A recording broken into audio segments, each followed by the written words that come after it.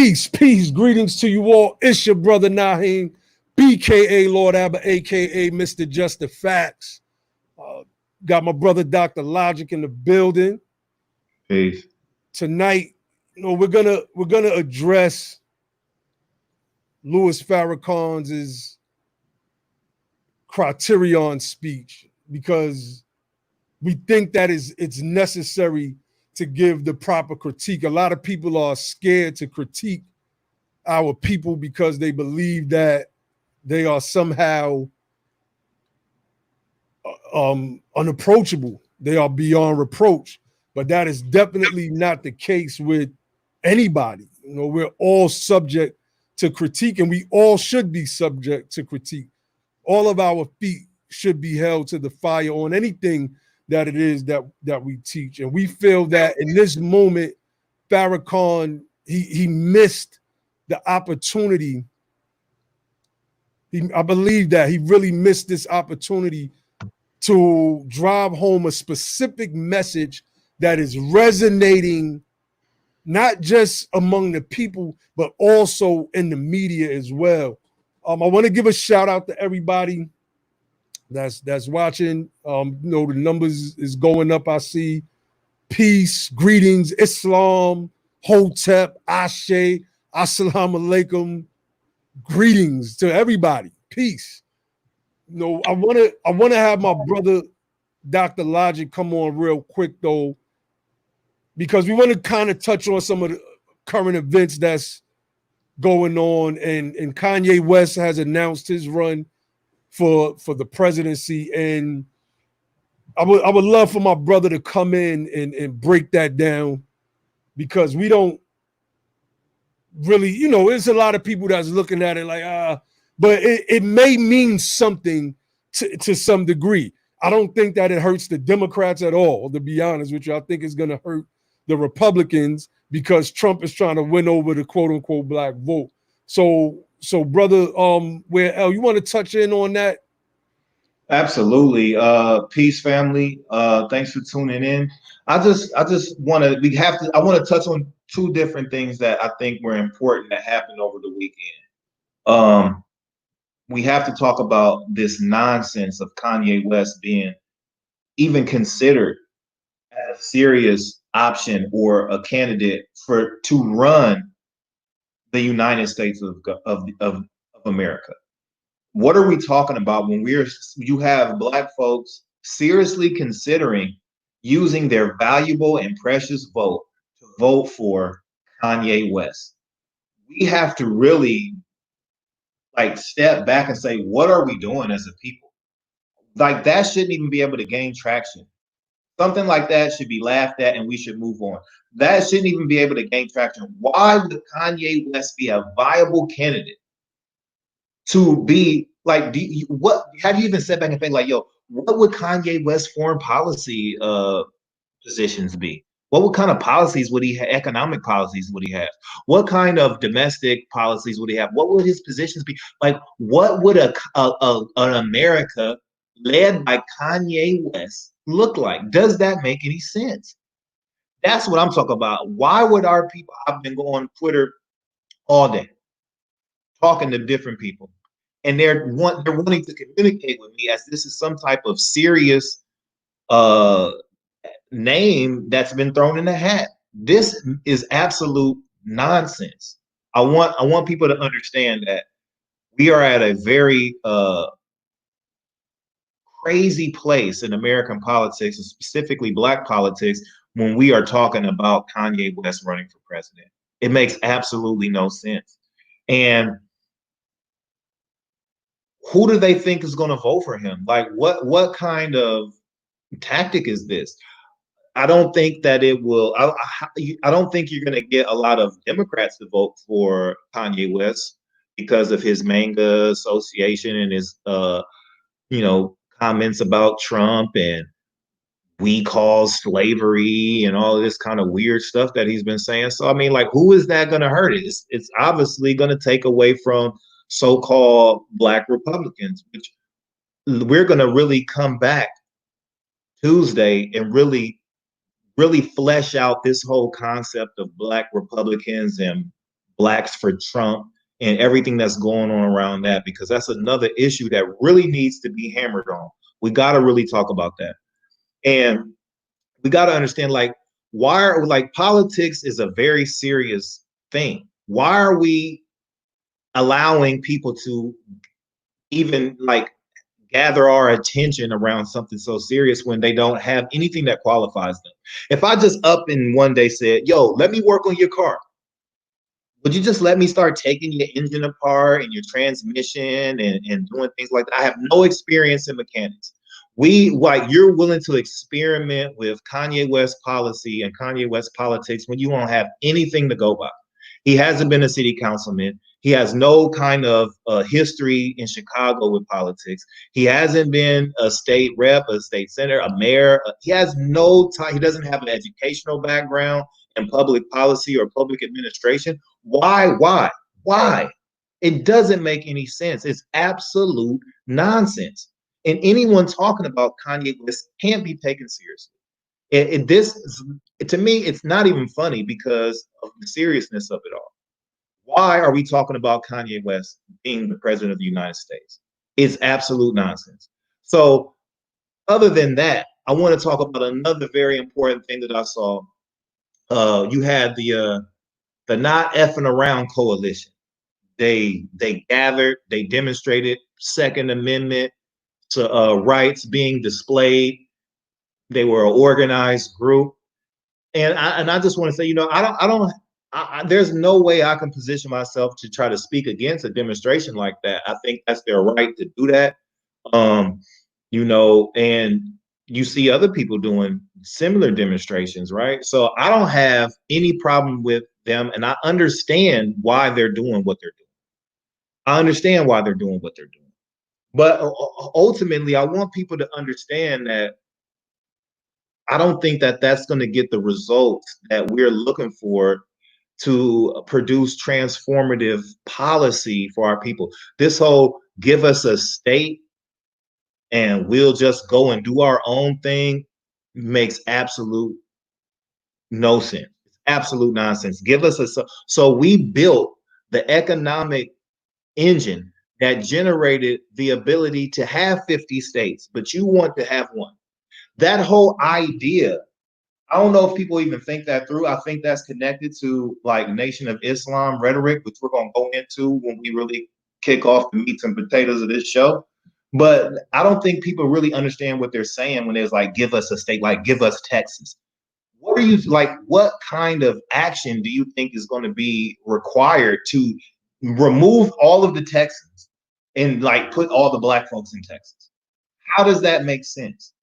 It doesn't make any sense at all. Like, this is fantastical thinking, and we need to just really use that energy. Don't stop building the gun clubs. Don't stop exercising your Second Amendment. I'm with all of that, but use that, and keep that same energy and that type of solidarity and that type of pressure for reparations.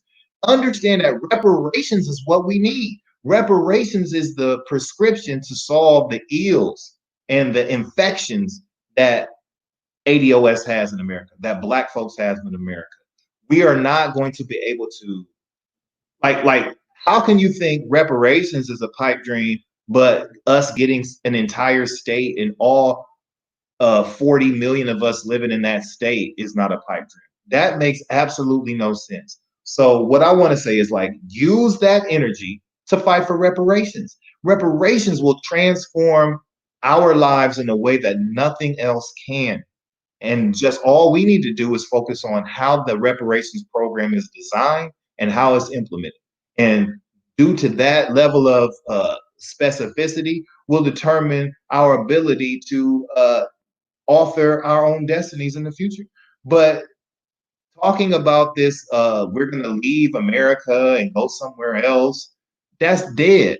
All of that, give us a state. No, we deserve access, and we contributed more than any other group to the formation of all the states. So that doesn't make sense. Understand, and we need to get everybody on board in the same place, on the same page, that the only thing that makes sense is reparations. That's the only thing that makes sense. We've tried everything else. The only thing that has not been done is reparations. Let's do that. You understand? And we're going to get into some of the other stuff with the Black Republicans and all of that nonsense that they're spewing on Tuesday. You don't want to miss that from the I'm calling people out by names, and it doesn't matter how you feel. From the Candace Owens to the Angela Stantons to the young pharaohs to everybody who thinks that they're going to use King the Faith. Republican King Face, all of these weirdos to the Burgess Owens we saw. Now Burgess Owens is running for Congress.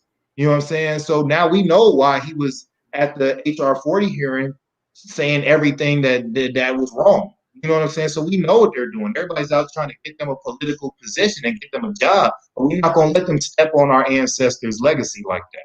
So that's the current events. That's Dr. Logic's opinion on what just happened. And we gonna get into the tonight's show though. You got anything happen? No. I mean, you said it all, man. Tuesday's show is gonna be another powerful show, and I hope you all tune in because we need to address people that's in certain spaces in this movement, right? When you look at people like young Pharaoh has to be addressed because what he's trying to do is the same thing that King Face and the rest of the so-called Black Republicans or Black conservatives are doing. And he's trying to position himself politically in a space that he has no experience in, he has no knowledge, no education of at all.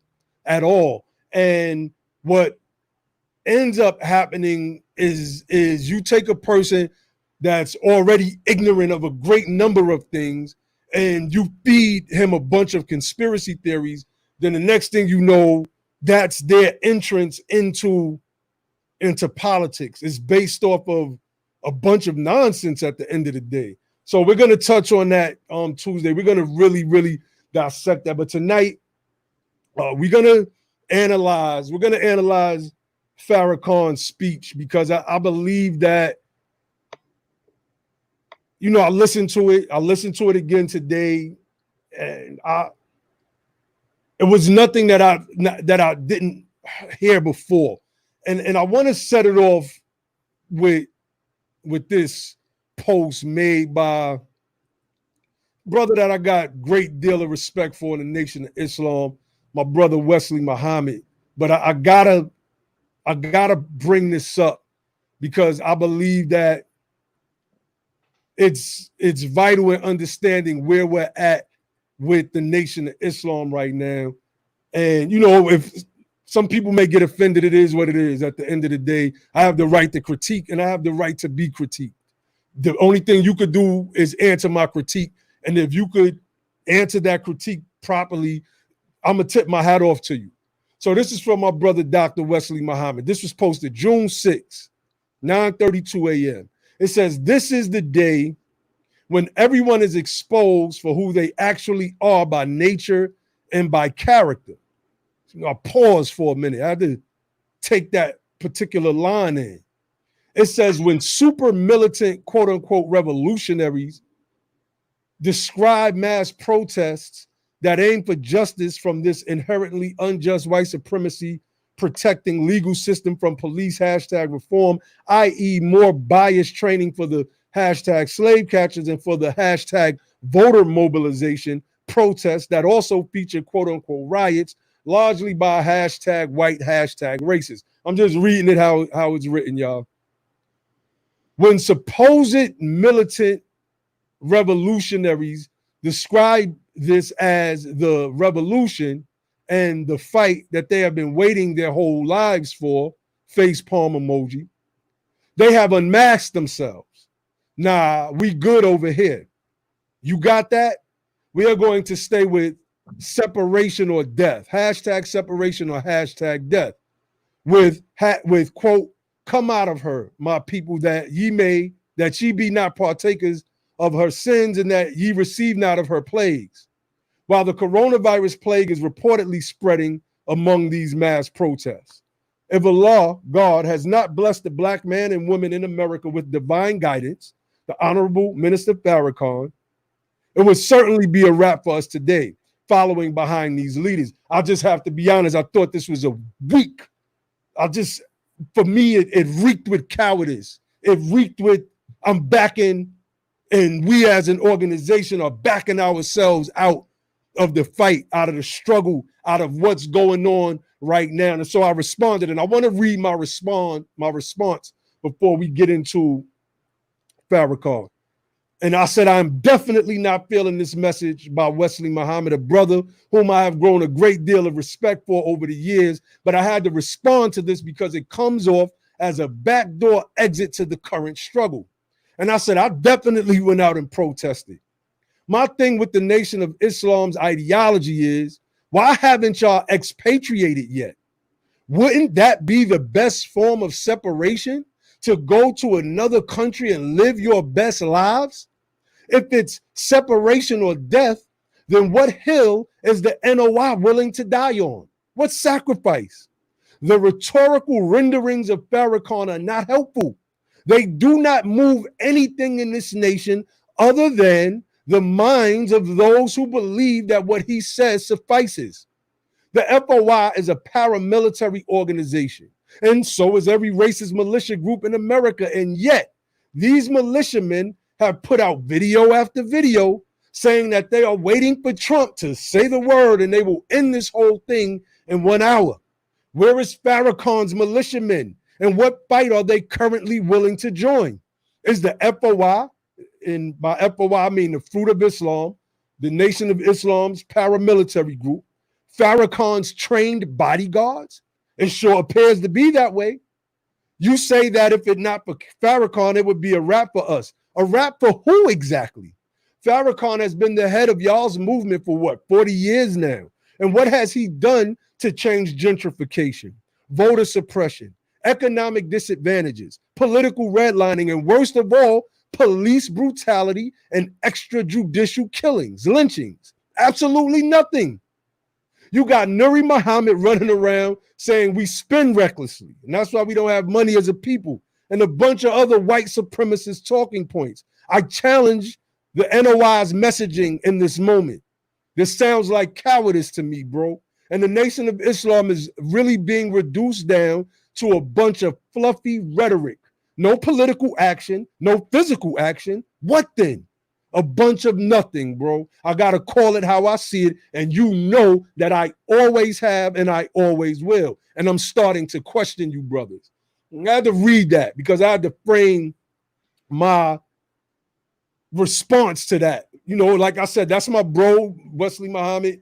I cite his academic work in a lot of my research and, you know, met the brother, attended his lectures. But right now, that's not what this is. That's not what this is at all. And as I listened to Farrakhan's speech yesterday, you know, the main question I kept asking myself is, what is he saying? Where is exactly. Where is it going? What, like, and I got notes and a whole bunch of stuff that I took down, and I'm gonna get into this. But was there anything that you wanted to speak to, brother, on what I read before I start getting into this stuff? No, I mean, not far as the Wesley Muhammad piece. I have my own particular love and hate kind of relationship with Wesley Muhammad, because some of his stuff, like you said, is very, and this is something that I was speaking to you about before we came on live, is like sometimes like Wesley Muhammad, he's like right on the mark with a lot of his stuff, particularly his academic work. But then like he comes back with pieces like this, and I'm like, what is going on? And I like I expressed to you, these people are too smart and too intelligent for this not to be like intentional deception, and to like have our people deviate from the road of progress and what we need to do. And I think it's a lot of cowardice in that, and it's just a lot of deception, just a lot of misleading that the Nation of Islam has done for a long time. Since, not a long time, the Nation of Islam's always done this. And I think a lot of us have a nostalgic connection and attachment to the Nation of Islam's rhetoric because it made us feel good when we didn't feel good about ourselves. But if we look and analyze the Nation of Islam under, I don't care, under Malcolm X, under Elijah Muhammad, under Louis Farrakhan. They have never moved the needle for our people as a group in this country. And they have really been responsible for the kind of self-disenfranchisement that we see with this type of, we're not Americans, I don't believe in politics, I don't do politics, I'm not going to go vote. All that stuff can be tied back to Nation of Islam rhetoric. And we have to heal that. It's time for the Nation of Islam to be quiet. I think the Criterion speech was a great example of how the Nation of Islam has went from the final call to the final fall. And they need to be quiet and sit in the back. Farrakhan has lost his step. He's not as swift and sharp as he used to be. He's 87. He still hasn't passed the torch to any of his student ministers or any other ministers in the Nation of Islam. He is content with living like some chief on the hill. And we don't have time for that. We're doing restorative justice. We're doing Black politics in a way that has never been seen before. And, you know, coming from somebody who lived not too far from Mosque Mariam in the Nation of Islam, and I went to high school in Hyde Park, and that's also not too far from Mosque Mariam in the Nation of Islam headquarters. They did not transform politics, and they did not transform Black life in Chicago. They did not make it safe for Chicago youth.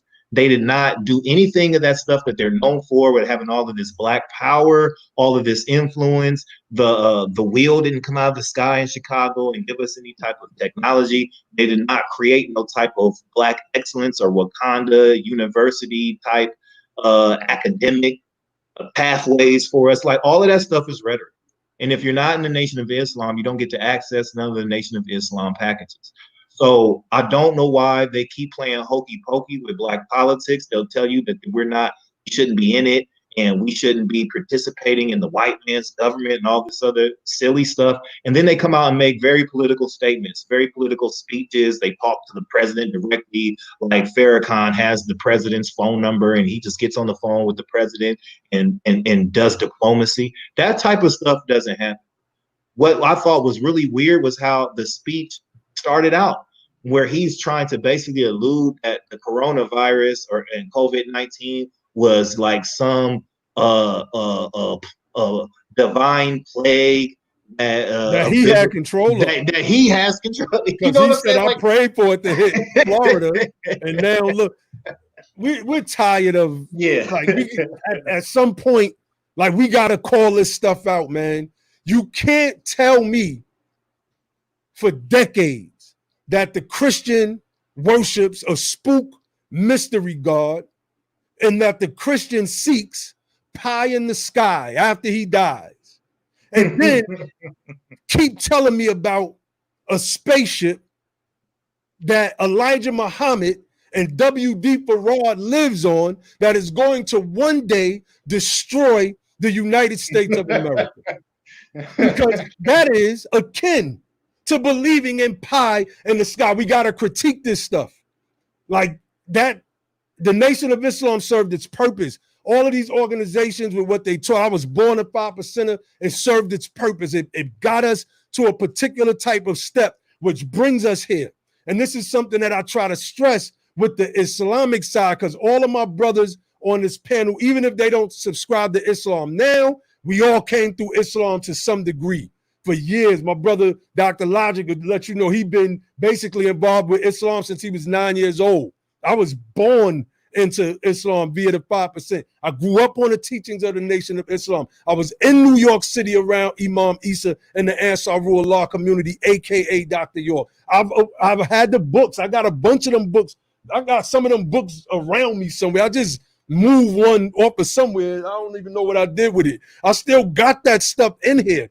At the end of the day, it was all a stepping stone to get us to a certain point, to begin a certain process of thinking outside of college and the universities, because we couldn't afford to go there. The problem to me is that we got stuck there, and we became content with being some dude that sounded deep in the projects or the ghetto, but it didn't translate nor transform anything relative to our position.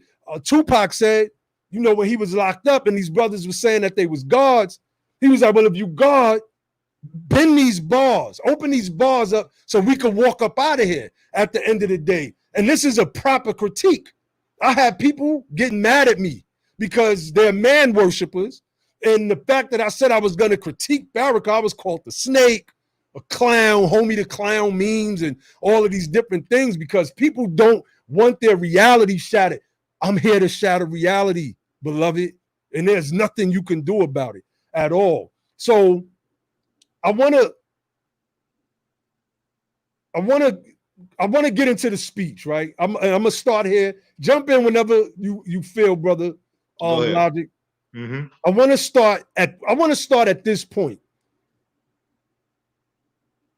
and it was based on something that you said pertaining to Malcolm, because I got some notes, and I kind of just want to flow. I kind of got everything in my brain, but I kind of want to keep my chronology the way I had it. But we talking right now, we build it. And Farrakhan said something during that speech where he said he's toured the world and he's sat with the heads of nations all over the world, right? And I was jumping rope today. I was listening.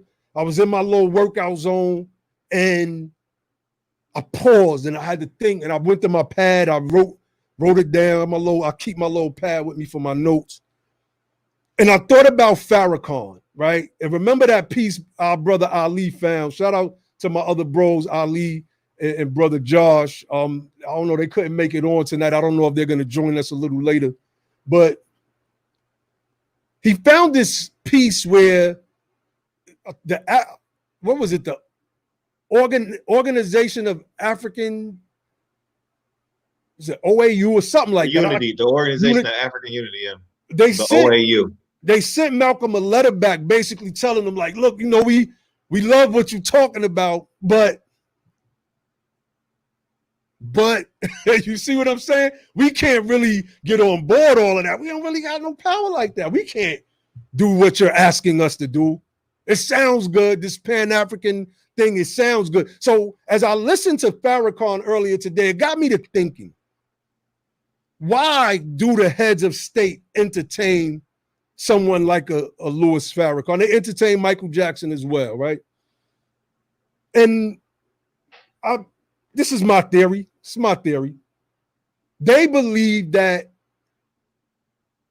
well, I believe that they believe that Farrakhan is a nexus to a portion of the Black population in the United States of America. And yeah, the United States as a global power has its foot on the neck of many nations. They will bomb you out of existence. They will destroy your infrastructure. They will destroy you. They have the military capacity to wipe out whole nations on this earth. And it is what it is. And I got to thinking that maybe they entertain someone like Farrakhan because they feel that, like them, it's not just this religious thing, but he's also politically grounded, because the Ayatollah may be the head of Iran spiritually, but he's connected to their political system via its president. And we find that in Saudi Arabia. Like these are in some instances constitutional monarchies. So I believe, and I got to thinking about that today, that maybe they look at him as a nexus in a way to connect with a portion of the population in the United States, maybe to bring about an intifada, an uprising, so that there could be a political overthrow and that the nations can be treated with fairly. Because you got Israel in that region who kicked out the Palestinians, the British mandate of 1948. And well, they get to determine who has nuclear weapons over there, while they have stockpiles that they don't have to report to the nuclear agencies. Let me jump in. You said something crazy right there, right? And I was talking to one of our other freedom correspondents that's usually on our show with us, Josh. I was telling him earlier today, like, ain't that crazy? Like when we're talking about reparations, and anytime we jump on, no matter what the subject is, understand reparations is the fight. And we thinking about like the nation state of Israel and how that got formed. And like, look at the type that for the Holocaust. Not only did they get a nation state, not only did they get reparations, but they got weapons of mass destruction. Like what? Like they made sure that those people were going to be able to protect themselves from any type of international predators, any type of weapons of mass destruction, and they give them billions of dollars every year, every year. So why wouldn't like one of the most long-lasting voices in Black households be like adamant about reparations for American citizens of slavery? That's what and then like you can continue, but I just thought that's crazy. That's what I was getting to. You know, that's what the purpose of this show is, to say that this man missed the mark. And I kind of wanted to frame, right?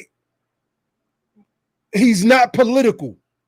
So that these other heads of state may look at him that way. They may think that he's this political force in the United States. And I believe that he could have been a long time ago. But we found out that the Nation of Islam itself wasn't political. And that was something that was important about the documentary Who Killed Malcolm X on Netflix. It was one of the things that, according to the research of that brother, I believe his name is Abdul Rahman, it showed that Malcolm wanted to be political. This is why he began to embrace the ideology of King. Once he started to fall away from what I call the fantastical doctrine, the do-nothing doctrine of the Nation of Islam, he started to see. And gradually, he couldn't just, you know, come out and he's a man of enormous ego and pride, come out and say, I was wrong and Dr. King was right. But he started to eventually see that what King was saying and what King was doing was right. And in today's day and time, we can never, ever miss the opportunity to not do politics, because it is what moves everything in this country. Right now, there's a spike in violence all over the United States of America. A little child was killed in Chicago a few days ago. Just yesterday, I believe it was, I want to say Baltimore. I could be wrong about this. I was just looking at the article earlier. A young boy struck in the head by a bullet. Somebody just shot up the barbecue, the celebration that they was having for the 4th of July. The police are falling back. They're like, you can call 10,000 men to do nothing a few years ago. But when the feds come, you back down.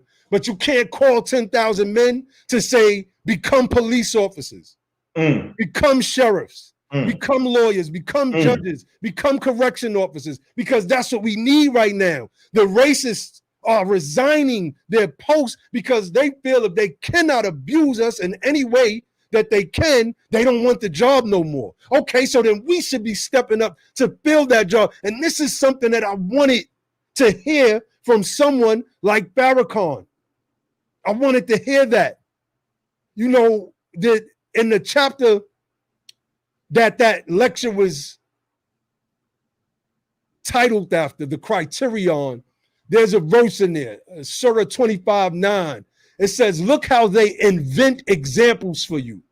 They have gone astray and cannot find a way. I want to read that again, Surah 25, verse 9. For those that do not know, the Criterion is a chapter, the 25th chapter of the Holy Quran of Mecca. Facts. It reads, look how they invent examples for you. They have gone astray and cannot find a way. How is it that I got the brothers marching at Stone Mountain, right? And my brother, Dr. Logic, he gave his reason. I love that stuff. I absolutely love it. You know, I love to see my brothers out there armed up. Do I believe they need to be more organizing? Of course. But the show of forces was needed to say, y'all not just going to keep running over us. That day is over. That day is over. You're going to be met with the force that you dish out. Because the Quran also says, fight against those who fight against you. Just do not transgress. Just That's do right. not transgress. That's That's right. exactly what it says in the Quran. So that's Surah 2, Ayah 190, if I'm not mistaken. Now, where's the fruit of Islam at? Right. Where are they? Where they at? Where, Oh my God. I see these brothers out there, black down, ARs, AK, whatever they can, whatever they got, whatever type of rifles and carbines they got, they're out there and they marching in front of the Confederate statue. Not only that, they were responding, right? Not the Nation of Islam or the Fruit of Islam. It was these brothers, the NAFC, that responded to what was being. I don't know if people were getting the notifications on social media, but there was a lot of information going out saying that there was going to be this real radical group on the 4th of July. The KKK was going to be doing a lot of different things. That's right. Right?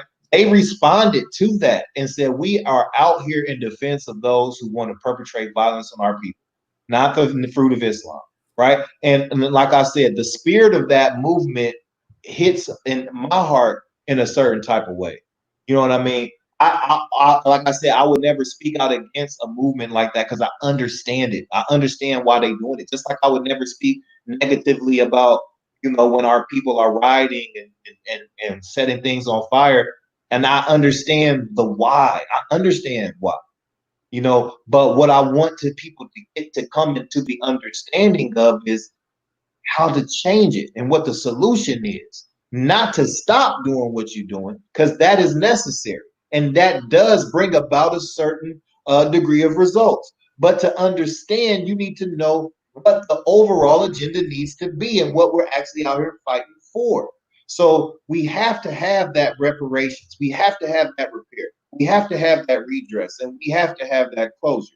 And we, like Malcolm said, by any means necessary, but just understand what is necessary. Facts. But when we looking at the Nation of Islam, how can you have Louis Farrakhan having a speech on the 4th of July, the same time our brothers and sisters are out there armed, responding to the Ku Klux Klan threats of violence, and you're talking about you just sent coronavirus from the mothership in space, you talking about all kind of weird stuff. It doesn't make any sense. Our people, a lot of people think that, depending on where you grew up, that maybe the Nation of Islam is insignificant. But I'm telling you, if you grew up in the Midwest or you grew up on the East Coast and you grew up, that is a very prominent voice in your household. Facts. Like we grew up like that. We grew up with Message to the Black Man, the backpack on the books and reading all of that stuff. You know what I'm saying? We've been waiting for the Nation of Islam to make good on everything that they've said. And they've never made good. They even switched their whole entire ideology to some weird, Scientology and Dianetics. And all this weird stuff. You know what I mean? They don't do black politics. They don't support the right. They don't support our people. Then we're doing black politics. So if you're going to be abstinent, because they're not a very large, there's not millions and millions of members of the Nation of Islam. They like to carry on like they have a huge membership, but they don't. They never really did. And when we are doing politics, they should at least support us and say, you know what, go out and vote. But the Nation of Islam has not ever even impacted, to my knowledge, and in my life, not even impacted a local election in Chicago. They haven't even focused enough power in the city where they're headquartered, where they have their grandest mosque, and the bulk and the most potent presence hasn't even been able to produce a senator, a mayor. You would think they would be able to do something like that. You're making all of these comments to the presidents for years, but you wasn't able to bring Mayor Daley to the table, but Martin Luther King would. Martin Luther King had to come all the way from Georgia. All the way from the South. Lived in Chicago. He went and lived there. Brought Mayor Daley to the table. Had to do Operation Breadbasket, working with Jesse Jackson and others to do the things that the Nation of Islam should have had done, and it wouldn't even been necessary for King to come up there. So, you know, I don't want nobody to get it confused, right? I love Minister Louis Farrakhan, man. I love a lot of them brothers in the Nation of Islam. As my brother Dr. Logic said, he grew up as a voice in our household. And it's what happens when a Dr. King gets taken off the scene. We're not doing politics anymore. We're just doing feel-good speeches. My grandmother was my mother's mother, a church going lady, a woman. May Allah bless her soul. She passed in 95. Church going woman. She loved Farrakhan. She listened to Farrakhan religiously. And you wouldn't think a person in the church would be listening to Farrakhan like that, but she loved Farrakhan.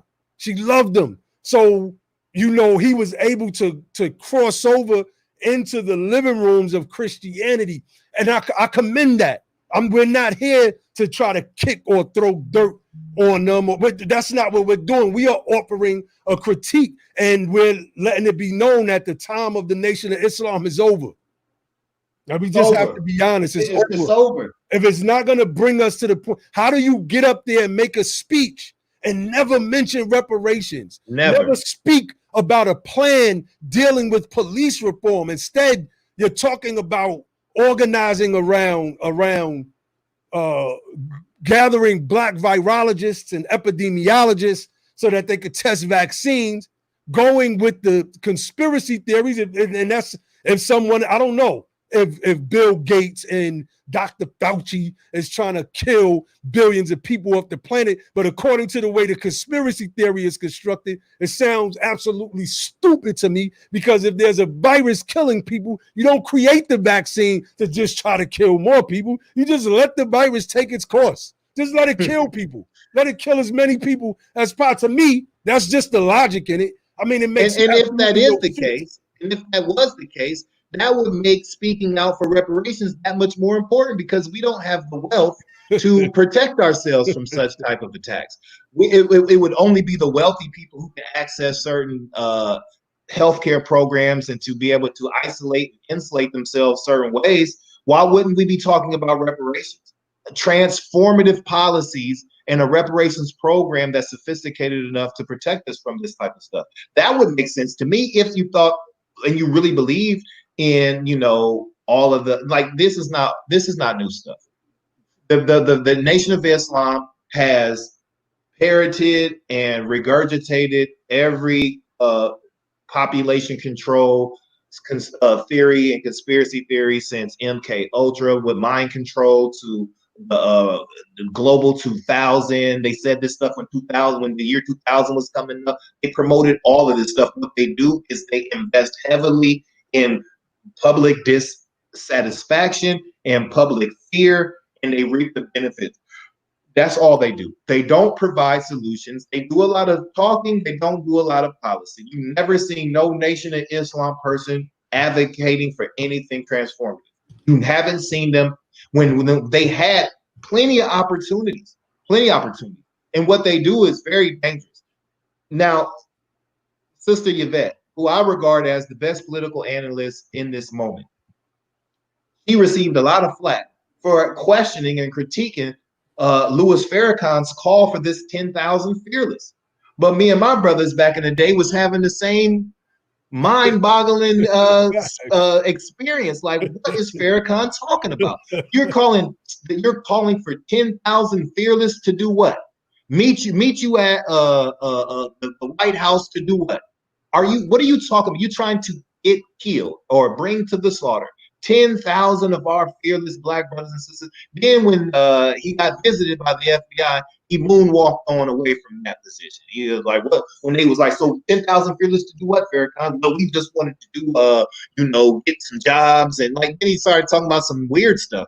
You know what I'm saying? But you were saying 10,000 fearless. Fearless men are for warfare. That's a fact. And you ask him, I need 10,000 warriors. You know how Farrakhan do. I need 10,000 warriors and all of this stuff to do what? Rage war on the government, Farrakhan? Do y'all see how this makes no sense? And like Farrakhan, whatever good that you have done throughout your life, thank you, gratitude for that. But it's time for us to retire Farrakhan. He needs to sit down And we need to open the door and embrace those who are actually putting in the work and those who are actually, fighting for real transformative policies that can help us in a way that, no rhetoric can. Understand this. Government created the situations we are in, from creating the ghettos through redlining and other economic policies that sucked the wealth out of our communities and made us a literal contagion to wealth, to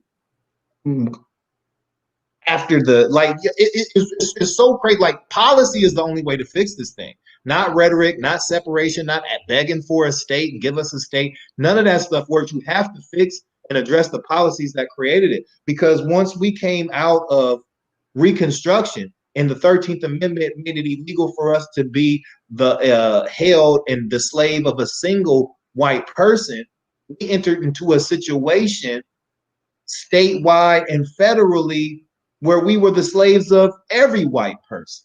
So when they ended chattel slavery, that just stopped the private bondage, right? But we entered in and have been living in an era of public subjugation ever since then.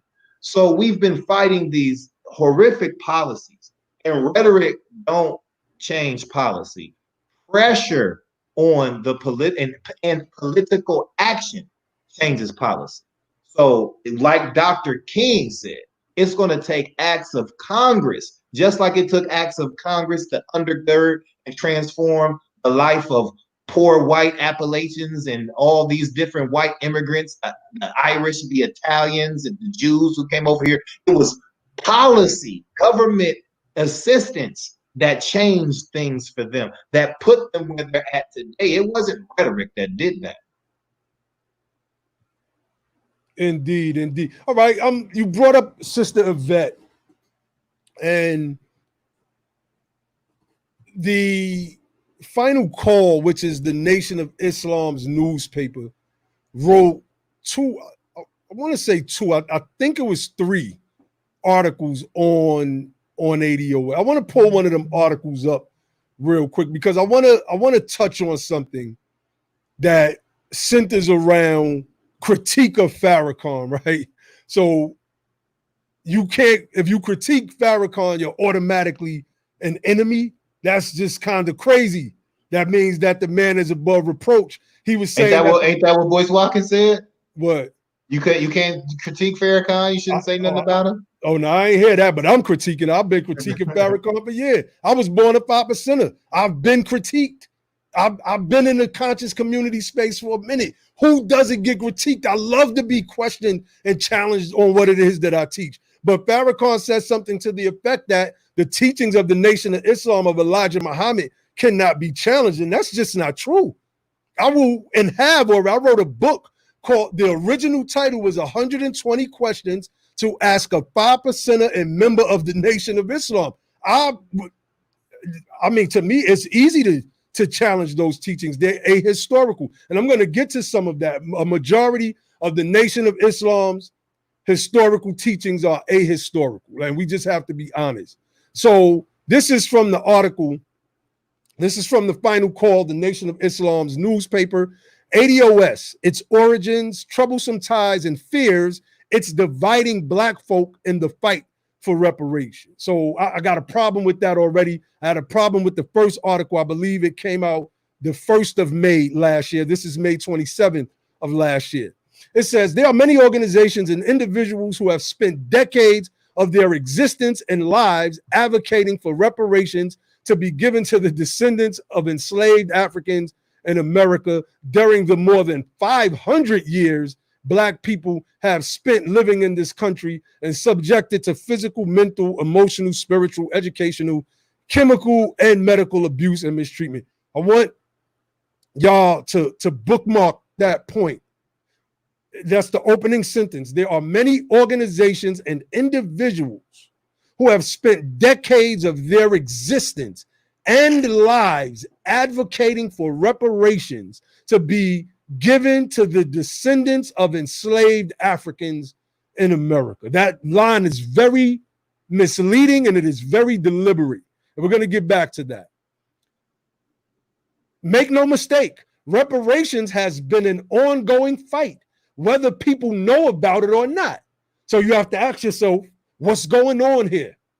If you are a member of the Nation of Islam and you're reading this for the first time, you're thinking that the person who wrote this article knows something that you have not been privy to, because Farrakhan sure hasn't been teaching about reparations. I'm not going to say he's never mentioned reparations, but that was never a push of the Nation of Islam post Elijah Muhammad, because Elijah Muhammad did call for reparations, and it's entitled What the Muslims Want, and we'll get into that if we need to.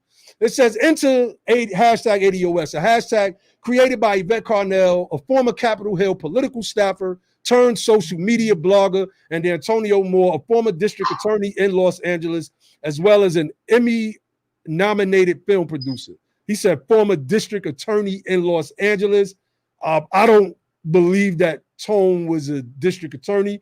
I believe that Tone was, and if I'm not mistaken, still is a lawyer in Los Angeles. So, you got a lot of facts wrong already, but that happens. That happens. Let me see. It says the ADOS movement goes against everything, whether you want to call it Pan-Africanism or seeing the Black world as a united family. ADOS goes against all of that. Dr. Ray Wimbush, a research professor and director of the Institute for Urban Research at Morgan State University, told the Final Call. They have no understanding of how the Black diaspora throughout the planet is united. So for them to come in and try to divide Black Americans against Jamaicans, Black Brazilians, and even other Africans is ridiculous. See, the Final Call is citing who wrote this, matter of fact? Brian 18X Crawford. 18X. I mean, come on, like we in the 2020s now. Like let's just be serious with the names. 18X. Anyway, I'm gonna skip past the rest of the beginning. They try to give you the lineage and wealth gap conversions. But it's so funny, because they try to look at positions, right? All right,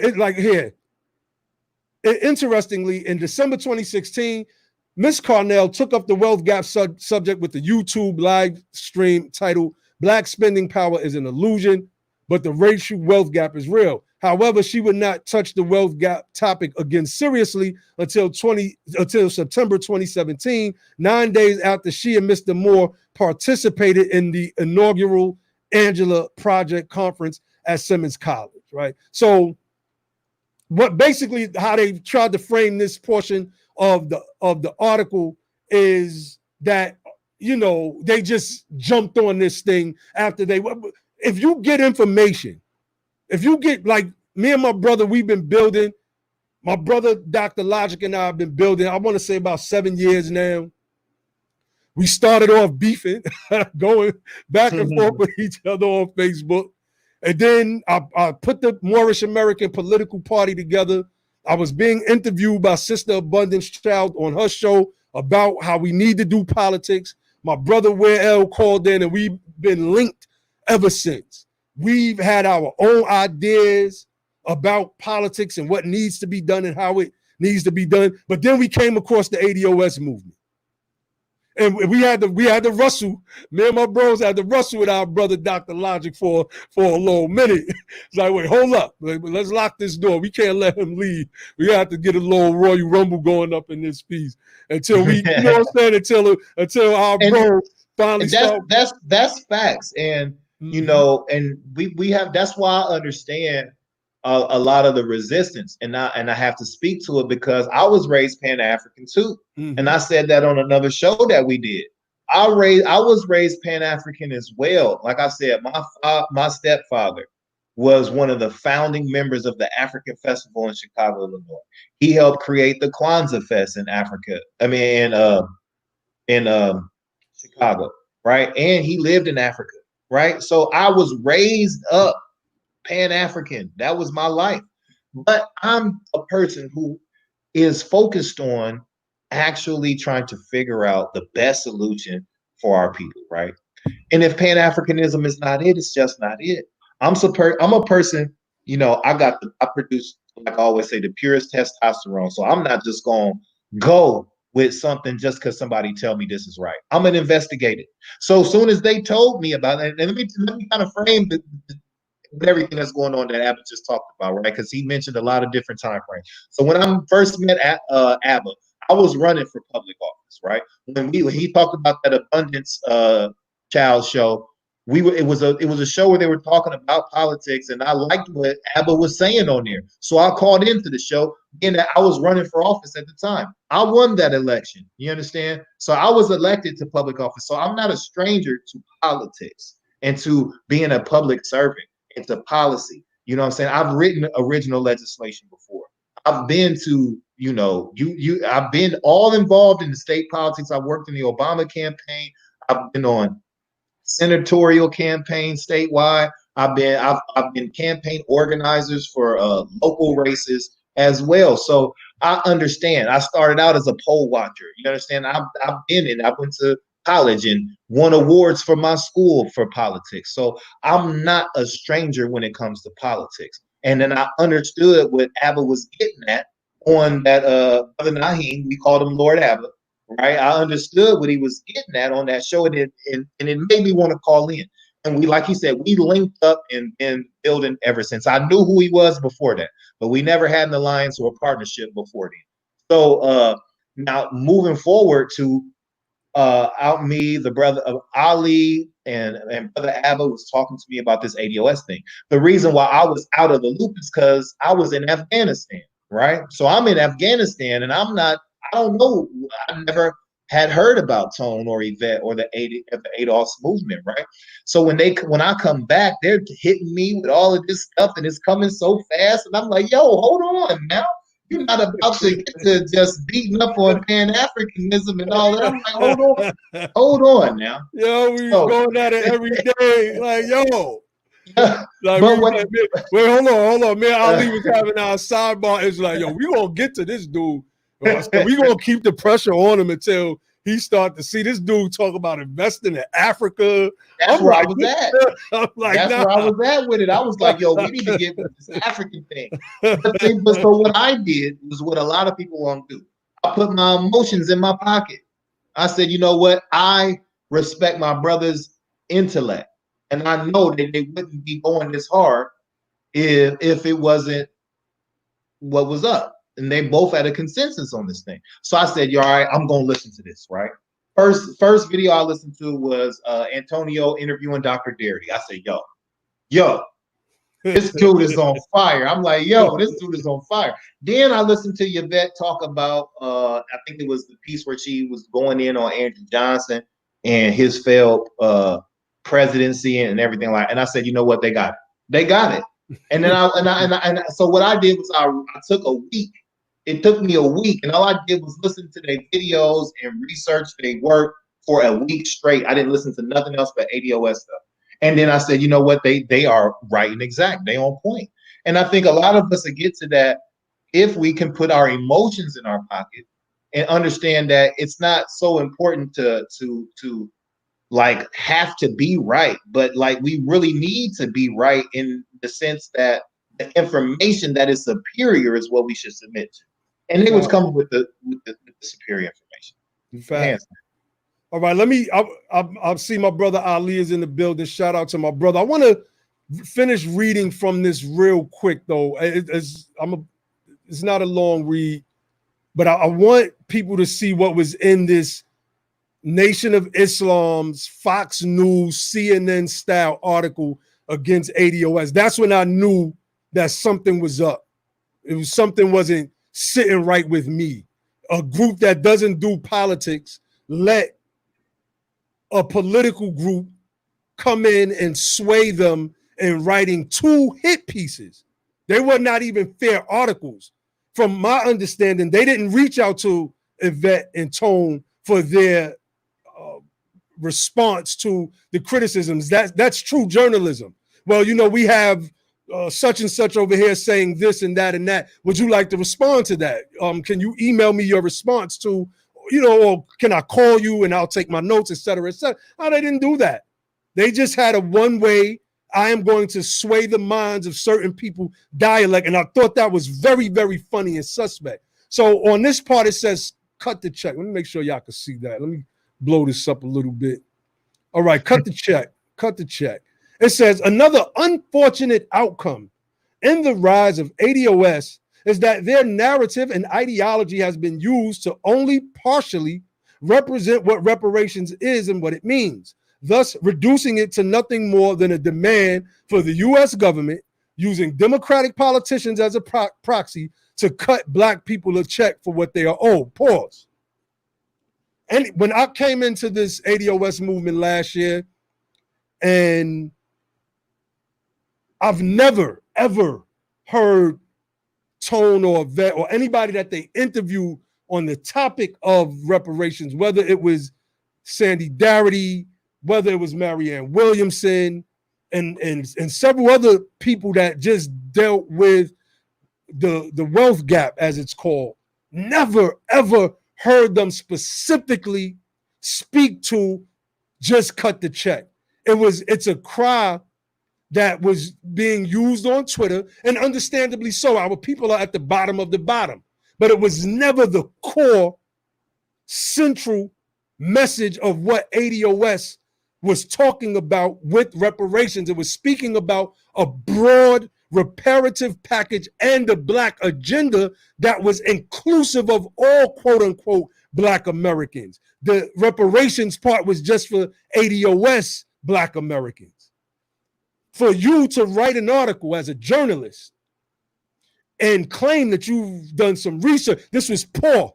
This was a hit piece. This was Fox News ambushing a Barack Obama policy type of article. This was bogus. This was whack. And we got to call it for what it is. So let me finish reading. It says, for Cam Howard of NCOBRA, National Coalition of Blacks for Reparations in America, the ADOS ideology is completely dismissive of the groundwork put in by grassroots reparations activists for decades. And we're going to get to that. Remember, I told y'all in the beginning to bookmark what was said, and I'm going to scroll back up and read that after I read this. I see ADOS as a brilliant use of social media to take up an issue and get people talking about it, Mr. Howard told the Final Call. But within the leadership and membership, there isn't a deep enough knowledge of the reparations movement and what it is to take a lead position in this fight, even though they have driven the conversation. So basically, if I'm reading this correctly, they're saying, yeah, Yvette and Tone and everybody that follows ADOS, y'all smart and bright with this reparations thing, but y'all still gonna have to get at us. I mean, look at our RBG flyer. See, reparations is American. This flyer should be red, white, and blue. Facts. Let's just keep it real. This flyer should be red, white, and blue. And we touched on this on the last show, breaking down the HR 40 bill about this Pan-African thing that this whole movement has taken up. I want to go read this real quick, and I want to bring up something I brought on the last show. There are many organizations, this is the beginning of the article. There are many organizations and individuals who have spent decades of their existence and lives advocating for reparations to be given to the descendants of enslaved Africans in America. Skip to the next sentence. Make no mistake, reparations has been an ongoing fight, whether people know about it or not. So this was something that I brought up on the last show, and I'm gonna bring my bros in. I want my brother Ali to chime in as well. But I want to bring this up real quick because this is vital. Because as of the 2019-2020 congressional session, there are 135 now co-sponsors of HR 40. 135. That's grown from the 127 from the last show. But let's look at just a few years back, 6-7 years back. I wonder, can you all see this, right? This shows that there are only 2 co-sponsors on the bill. In 2014. 2014, John Lewis and Representative Barbara Lee. 2000. Now remember that article said that. Let me just read real quick. And that's and keeping it quite current with current events, right? That's the same year Ta-Nehisi Coates wrote that essay. So if it was going to produce some type of major reparations traction, then you would have seen more people signing up for that bill then, right? But it wasn't. That's not what brought the attention to reparations. Because I just want to say, I've seen recently, people trying to say, well, Ta-Nehisi Coates was talking about reparations in 2014. He wrote that essay, but it didn't matter. It was a good essay, but it didn't matter. Let me put this brother's quote, because I want to. He said, nobody is denying others have carried the baton of reparations, but nobody remembers the first 100 feet of the race. It's all about the finish line. My thing is this, brother Herb Saint, right? I've had my eye on politics my whole life. I wouldn't dare say that I was young and political, because I was taught wrong. I was taught that poly means many and a tick means a bloodsucker. It was when I got older that I started to shed those types of, pseudo etymologies and beliefs. But in my 20s, I started paying attention a little bit more and more and more and more. I've always been on this reparations thing, always. Like I said, I got a video on this channel right here. If you go back, my old Moorish videos called Black Status versus Moorish American Nationality and the issue of reparations. That's when I was talking a lot of the same bogus stuff that you hear a lot of these Moors talking today, but I kept the video up so that when people contact me, I could say, nah, that's not the move no more. I was wrong about 90% of that stuff. That's the only reason why I kept that particular video up and removed all the rest of them and all of the books and certain other things dealing with those types of topics. Now, I've not heard the conversation of reparations being pushed politically by any of these people. Yeah, we heard of N'Cobra by name. I've been heard of N'Cobra. But insofar as them being a reparations group, I didn't know that that's what they were. I just kept hearing the name N'Cobra. One day I decided to look it up. You see? So where was the push at? What were they doing? What they are the ones that allowed this bill to languish. And I want to get back to one more thing. And Brother Ali Bey, jump in. I want to pull this up because, one of the things that I was made aware of when I joined the ADOS movement was this terminology called boomer hooked. And how boomers, that's those people that come from the boomer generation. I forget which years between that. I want to say those that were born between the 40s, you would say, in the 60s or something like that. Between the 40s and 60s. I don't know. So I looked it up a minute ago. I can't recall right now. But these are the older folks that basically got money. They're settled in life. They understand politics now because they are settled. They're not in the streets anymore. So what that forced me to do was I wanted to look up what Farrakhan's net worth was, right? Well, here we go. Farrakhan, net worth, $3 million. Farrakhan's net worth is $3 million. And I think that this is important for me to bring up because people amongst our group that are older, and I don't even know if Farrakhan is full ADOS. I know one of his parents come from one of the islands. I don't know. But we get a lot of this from people that's older and have money. People whose net worth is 3 million. And you scroll down, people also ask, what was Elijah Muhammad worth? And there's an article in AP News. He called himself a prophet and lived like a king in a fortress-like building on the south side, meaning Chicago. When he died at 77, the group had 100,000 members, and Muhammad had amassed a fortune as much as 20 million, much of it collected in small sums from followers. 20 million in the 70s. Wow. I mean, I dare bring up the economic numbers of the 70s among our people, particularly in a lot of the major cities. Now, we're not trying to say anybody shouldn't have money or make money, but what we're saying is you don't get to be in certain positions like a millionaire, multi-millionaire, and then try to talk down on people. You don't get Nuri Muhammad running around with these old white supremacist talking points, which state that our people have wait real quick are worth $1 trillion, and we got this great spending power. And I'm going to touch on that after my brothers come in. And that's just not true.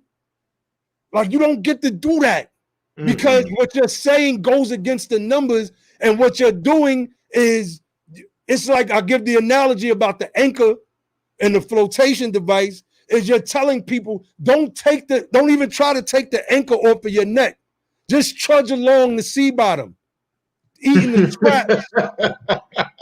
Be a catfish at the bottom of the ocean, eating the waste and the droppings, because that's what ADOS really, that's what we are in this country.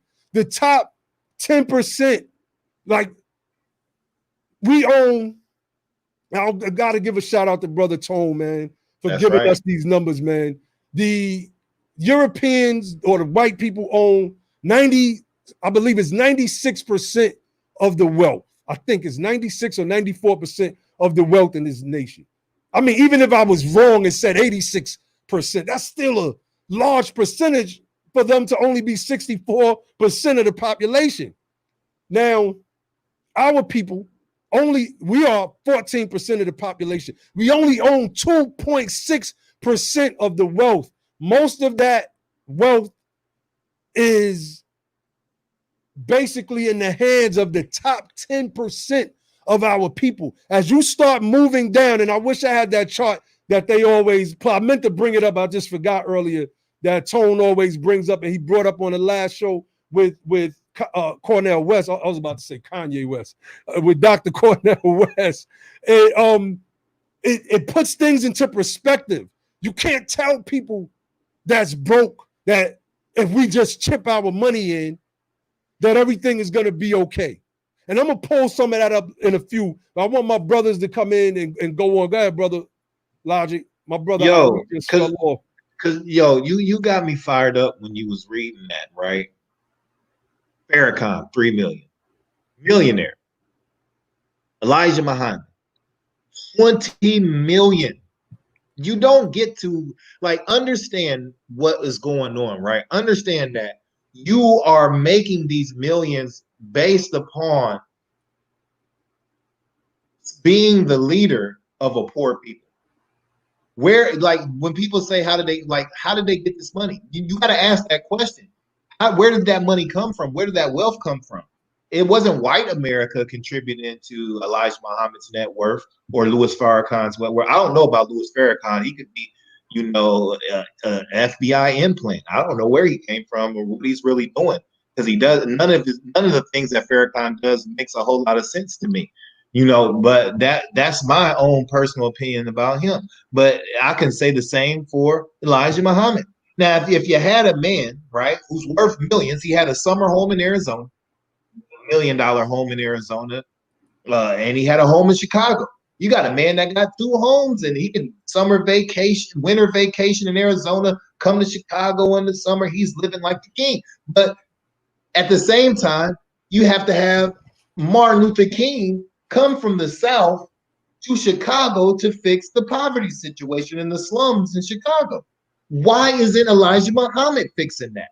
Why isn't the Nation of Islam fixing that? Why does a Christian, because they talk bad about Christians, from Malcolm X to Farrakhan to Elijah Muhammad, they talk down on the Christians. Why in the hell does the Baptist preacher, Martin Luther King, the Negro, the Uncle Tom that they say, have to come all the way up to Chicago, buy an apartment, bring his crew in, and fix the situation that the Nation of Islam should have fixed if they was really that powerful and transformative for Black folks?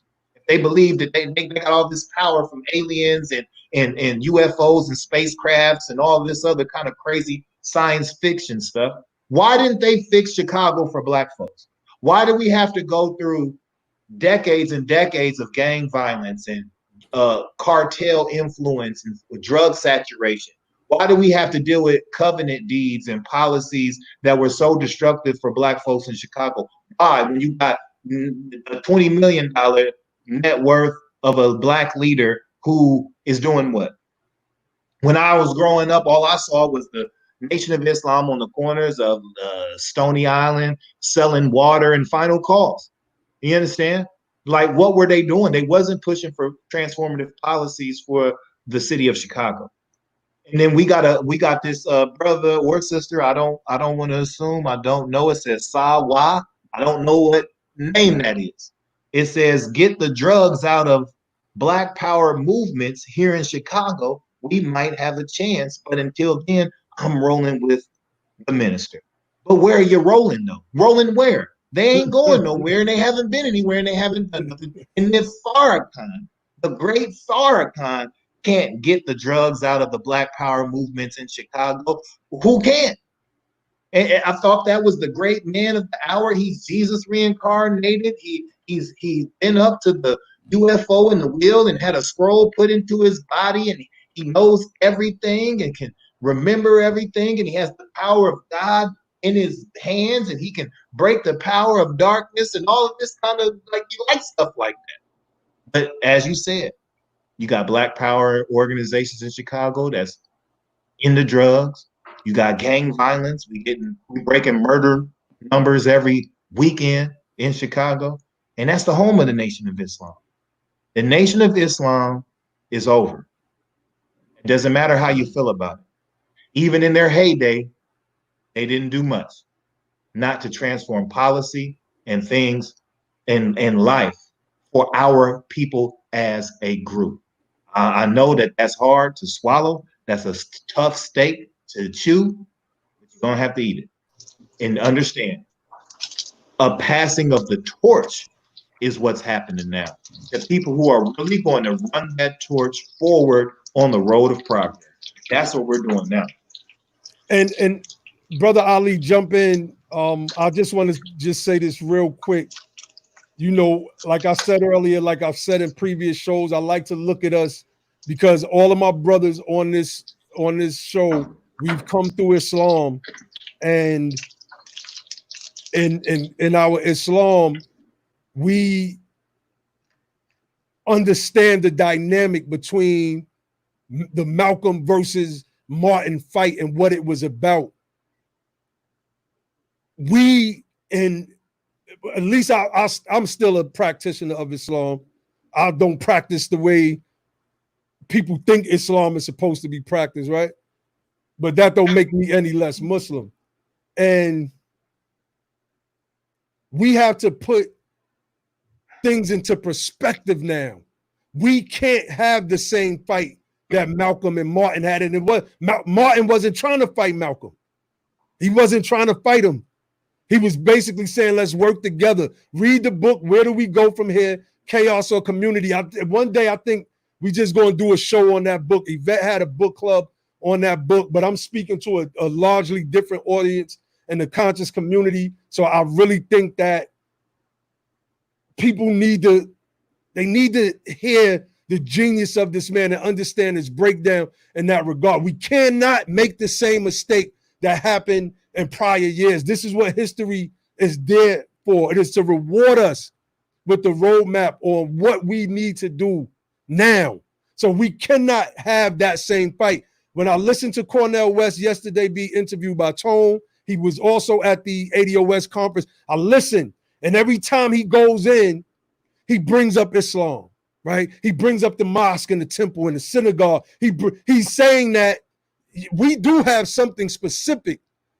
Nevertheless, the fight that we're fighting is a collective fight.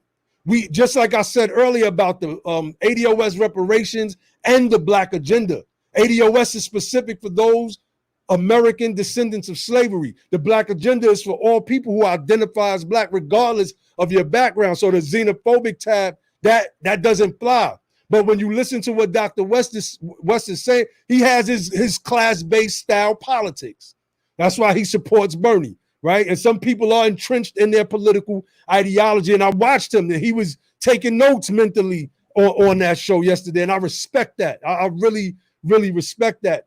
But he always includes Islam and all of the different groups into a specific fight. We're just saying we need everybody on the same page for this fight. This is reparations. We should have no. We could disagree about some stuff. That I'm quite sure I could run through a bunch of ADOS videos from a veteran tone to anybody else and be like, I don't really agree with that right there. Just like I'm quite sure some things that was said on our shows that, you know, make people say, I don't really agree with that right there. But the core message is the same. The political message is the same. Reparations, reparative justice. That's the key. That has to be the glue that bonds us. Brother Ali, you could unmute yourself and come in, brother. Hey, peace. What's going on, y'all? Peace, brother. Peace. Well, I was listening in, and I have to say I largely agree with everything that's been said so far. You know, it's not really a whole lot to add, other than I would say some people will argue that there is no Nation of Islam and that the Nation of Islam was disbanded back in the 70s. I know exactly what you hit on. I'm just saying. Yeah. I'm just saying. Yeah.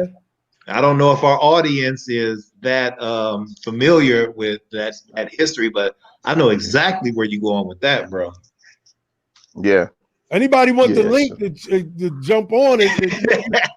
You can come on. We give out links on this show. Somebody said Farrakhan is lucky y'all not opening the phone lines tonight. I mean, look, we're not dissing Farrakhan, but let me tell you, yeah, brother. Let me say something, right? I'm not gonna be.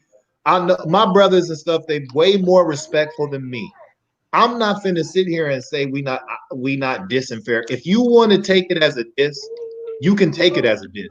We out here talking about the facts, and if the facts make you feel some type of way, that's your right to feel that way. If you want to come, we don't just talk stuff. You can come on the show. We'll give you the link. You can come on. We can have this discussion live. Mm-hmm. And we're not going to apologize for what we have analyzed and concluded on to be problematic and destructive for our people. I'm not going to apologize to you, Farrakhan, or nobody else for that. The Nation of Islam and their rhetoric and their position in the community and what they have failed to do has been very problematic for the growth and development of our people. Farrakhan and the Nation of Islam has done certain things in a very minimum way. They have not, first of all, they are another one of the main causes of this, the black spending power myth. Facts. Mm-hmm. The Nation of it, that can be, we can start talking about all of the myths and the lies. You want to talk about the lies? From saying that the first slave ship came in 1555 called that's Jesus, false. That's a lie. The Willie Lynch letter is a lie. This whole myth about the black spending power, and if we could just concentrate our spending dollars, we could be a economic force in this country, is a lie. You understand that? And whoever wants to come on and debate this, come on. We ain't hiding. He also mentioned in his speech yesterday the breeding of the white man, how the white man came about through, I guess, the Yaqub. He was giving them the Yaqub breakdown of the breeding of the lighter skin and killing the darker skin, and breeding the lighter skin and killing the darker skin. He gave that breakdown too. I listened to his thing yesterday as much as I could. I missed some of the beginning. I listened to a certain amount of it, and then I wound up turning it off because I felt like a lot of what he was saying was really scattered. I don't know if y'all caught that, but he was kind of like all over the place, right? He was kind of all over the place. It wasn't no real centralized messaging in any of it. You know, like you said, he talked about a bunch of weird stuff. He was talking about the spaceship. He had, at one point, he had a picture of Fard and Elijah flying through the air, and you know, he told the people to bring up a picture of a wheel in the sky, look like a ball of fire up in the sky. And I'm like, I don't see the relevance of any of that stuff. And so I tried to listen for a while to see if he was going to bring up reparations, and he just didn't. And I started falling asleep, so I just turned it off. You know what I'm saying? I just turned it off, man. You saved yourself great agony, brother. And I wish I would have turned it off sooner. It was hard to get through. You got to understand, right? Yes, the Nation of Islam as an institution have made some success. I don't know what you consider success or what metric you use to measure success.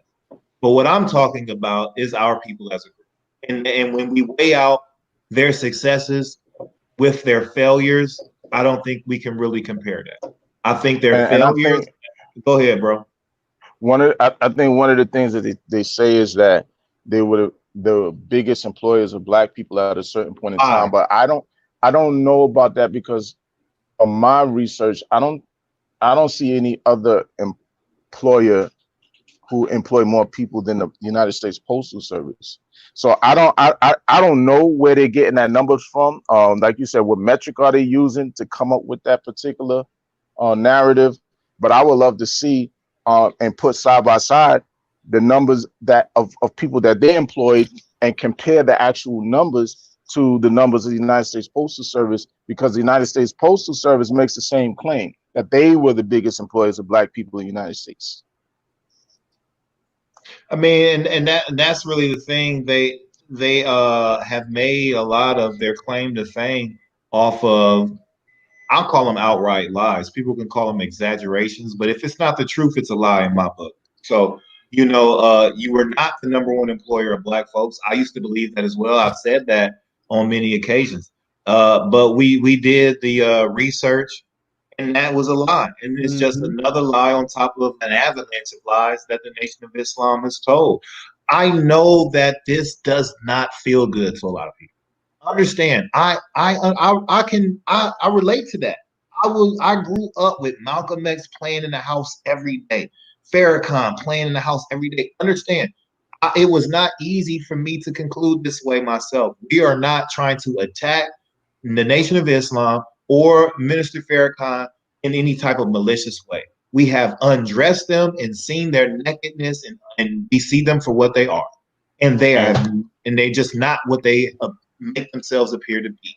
Period. And let me say this: Farrakhan had a special place in my heart for a long time, because before my father passed away, he and I used to sit and listen to their webcasts that they had on their website. It was like a free webcast, and all of his speeches and all that stuff. And me and my pops used to sit in the basement, and we just listened to that stuff, man, till we fell asleep. You know what I mean? And that's something that he and I did together until he passed away. And so, that man, the man, Minister Farrakhan, had a special place for me just based on my memories of doing that with my father. So it's not like a thing of attacking him as much as it is, like we were talking about earlier, attacking the ideology, the outdated ideology, the inapplicability of a lot of the things that they're saying, and how at this point in time, you can see from the speech that he gave yesterday, he really needs to sit down, like literally. Then he wound up having to do that. So I think that is really symbolic of what needs to happen. Yes. And let me say, right, it's not that he just needs to sit down. All of them. Look at Reza Islam running around just teaching a bunch of nonsense. A bunch of pseudo, and then they say, oh, why you hating Lord Abbott? I'm not hating. I know how to do research, and so should you. Just research some of the stuff that these brothers are talking about. They're pseudo. You got the brother 19 Keys running around selling $300 headbands with 19 thieves. With what is they call them, little glittery, glistening rocks, rhinestones or whatever. So I'm like, what is this? Like, what is this? Bedazzled. Bedazzled. Like, you got cats running around selling bedazzled headbands, and just like another element. I want to speak to wait. Go ahead, brother. Bedazzled handkerchiefs for your head. That's something like that. And he took them down. Me and Abba was looking earlier today. They took them down off the website, but initially, them joints was like $300, $100 for handkerchiefs with rhinestones on them. I'm like, what is this? I mean, what are these? The type of little crystals that you could charge in the moonlight, like Beyonce said? I don't know. I don't know, but I just don't get it. At the end of the day, a lot of this stuff makes no sense to me. I've been quiet for a couple years because I'm just chilling, man. But Now is the time. If you're not getting on page politically, like you need to get got at. And we just here for the smoke. You call us what you want to call us. And we're not new to it. We did to this. battle with the lions out the cage. That's back in the day. We've been doing this for a long time. A lot of y'all are Polite too. Oh, wait, hold on, Giovanni. You can get that word too. I've been going at Brother Polite for years. Polite knows for a fact that he don't want this smoke. No, trust that.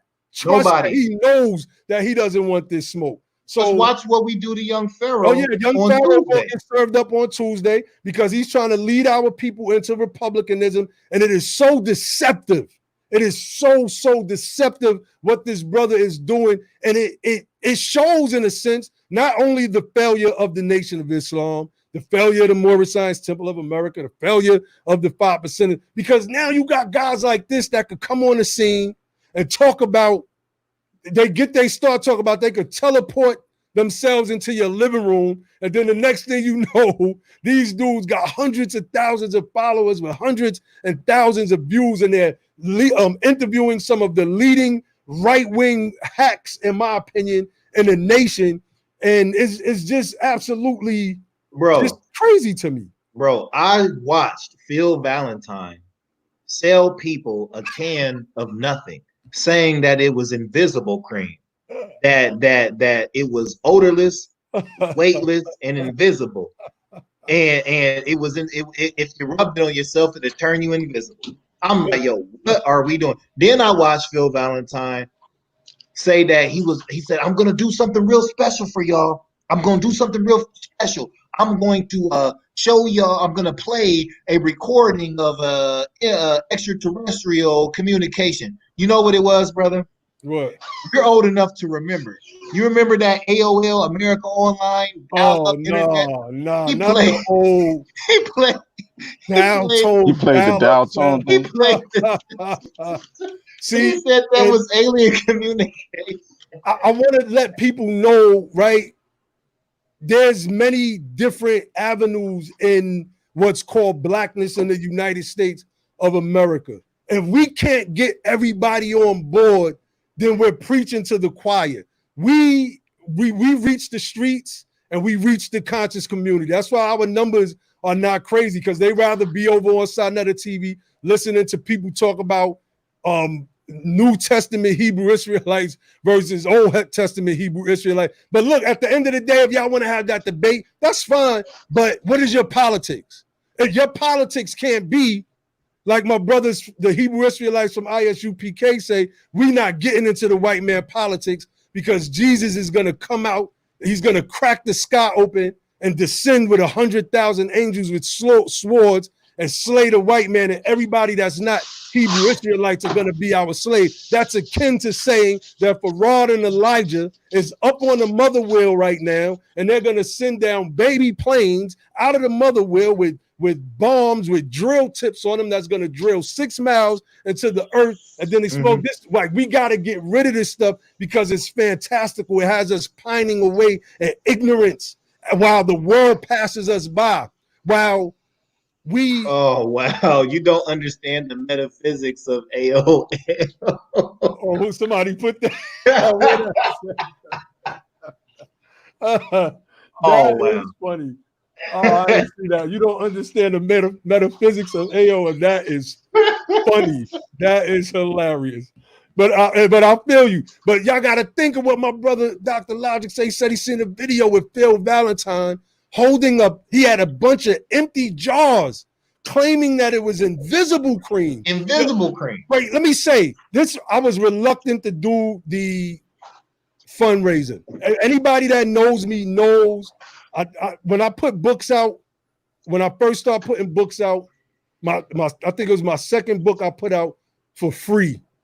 And the reason why I never wanted to do no fundraisers or nothing like that, I watched people over the years jerk people out of their money. I watched them. I used to tell people, don't mess with this dude. Don't mess with that dude. They would go mess with him anyway. Hit me up 6 months later, talk about, yo, Lord Abba, I should have listened to you, brother. Such and such got me out of a couple $1,000 or a couple $100. I'm like, yo, We was trying to just get 5 acres of land, right? We just trying to get 5 acres of land. We just asking everybody, yo, let's chip in 100, 200 things. Nobody ain't want to rock with that. That's when everybody was on it trying to get the land stuff. But my record speaks for itself. Those that know me in this particular space right here, I mean, they cannot ever impeach or impugn my integrity. It is what it is. A lot of them just dislike me because of difference of ideology, and I keep it official. I'm not no sucker. I'm not no punk. I'm not the dude that you just gonna talk reckless to or none of that stuff. So a lot of them don't like that because they want to get online and talk reckless and say whatever. You're not gonna say that to me because we might just bump into each other, and that has happened a couple times as well. I won't get into that, but it don't never go the way it was said online. So. Brother Ali, jump in, brother. But I wanted to let people know that things is, it's crazy. Man, we gotta break this stuff down and we gotta deconstruct it. Yeah, go ahead, brother. And so, just so it's clear, your fundraiser is to build a website, right? It's just really to cover certain expenses for building a website. Build a website. Yeah. So it's like a little punk ass $600. Now I'm just playing. Listen, so anyway, we ain't trying to get people to. No, I'm just kidding. We're not trying to do the Tariq Nasheed thing. We ain't asking for 200,000 extravagant festival or some ball or something. We just asking for a little bit of help from some of our friends, Little help from our friends. We get a little help from our friends. Just a little bit, for real. So anyway, but no, like you're saying, man, we've seen a lot of that over the years for, packages, sovereignty packages. Come on, you already know. We've seen people doing a lot of stuff, identifications to give to police when you're driving without the license and the registration and insurance. We seen all that, man. People was spending bread and people was charging bread out there. But that's not our thing, man. Like, so you'll never see anything like that, and you definitely won't find anything like that in the background. Not at all. And actually, the United Sons and Daughters of the Freedmen is an institution that is going to be providing service free of charge to the public. The public's not going to have to pay for anything. So we're not about grifting our people, and we understand the reservations that people have because we've had so many grifters come to us from Polite. What that brother do? He took somebody's. They was goofballs for doing it. No, he took somebody's inheritance, 60,000 inheritance money, and he went off to wherever he went off to with his wives and hung out with Floyd in the strip club and all that. But that's not what we're about. We'll never be about that, and we always gonna ride on guys like that. Ride on anyone who's doing our people like that because we understand the racial wealth gap. We understand that the middle Black American family is only worth $1,700 without depreciating assets. We understand that. We understand that we don't have the wealth. We understand all of that history, and we're not in here to grift. We're not in this space or in this conversation to get money from our people. That's not what we do. And we'll never be doing that. That's not what we do. Facts. So, somebody said, get back to Farrakhan. I think we can't get back to Farrakhan. You want us to get back to Farrakhan? Let's get back on Farrakhan. All right. So we didn't hear no type of condemnation of the police brutality. Now you could say, Farrakhan been speaking about this stuff for years because somebody also said that in the chat. But this is the moment that we needed that. This is the moment. Do you have the list that Malik Shabazz wrote down? I'm reading from it. Okay. I read. Look, hey, Malik Zulu Shabazz. I mean, I got my issues with Malik Zulu Shabazz. I have several issues with him, but I had to take his points. I was remixing them. That's what I was reading from right now. And I just wasn't going to say nothing until you just said that. My bad. It's all good. It's all good. He said, he didn't go at Trump for his racism. There was no unequivocal support for the current uprising against police abuse. Now let's pause right there. I want you to go back and think about Dave Chappelle's comedy special because Malcolm says something about comedians being leaders and speaking for us. And I thought that Chappelle's response was, I just thought it was perfect. I'm moving Chappelle into the GOAT category. Me and my brother Logic debate about that, about Eddie Murphy and Chappelle. I just think it's the messaging, and he's funny. He's funny with it. It's that night he wasn't trying to be funny. He really spoke a message, and his support for what was happening was overwhelming. And he framed his support when he talked about the brother Chris Dorner and how 400 cops Swiss cheese that dude, killed him beyond dead. He said, "So how do you think you want to come on if it's cool?" He said he got some stuff he wants to share who about said that? Farrakhan. Nick Johnson. Okay, definitely, brother. You sent him the link? Who? No, Nick Johnson. Nick Johnson, one of our moderators. Oh man, yeah, no doubt. So it's like, I mean, it's kind of crazy. Okay, let me see. He said, the Dave Chappelle point. Chappelle's message, and we got we're gonna have our differences about certain things, but the way Dave Chappelle ended that show, rat-a-tat-tat, tat-a-tat-tat, I agree with that. I just have to be honest, man. I grew up, I've been abused by NYPD, abused, beat down, fought with these dudes, man, a couple of times. So at some point, it's like it overwhelms you and you don't see nothing else. And I understood what Dave Chappelle was doing, because this movement isn't just a quote unquote black movement. It is a multiracial or multi-ethnic movement that's happening.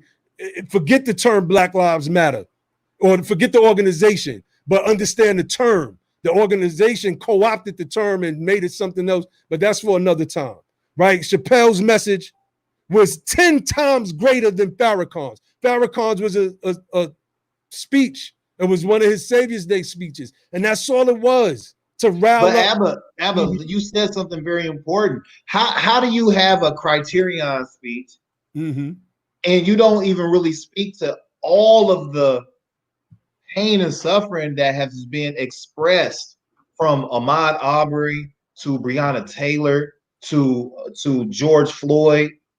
How do you not speak to that? We've been literally burning cities down. And like I said in the beginning of the show, in the same day, you had a whole coalition of armed Black folks trying to meet up with the KKK.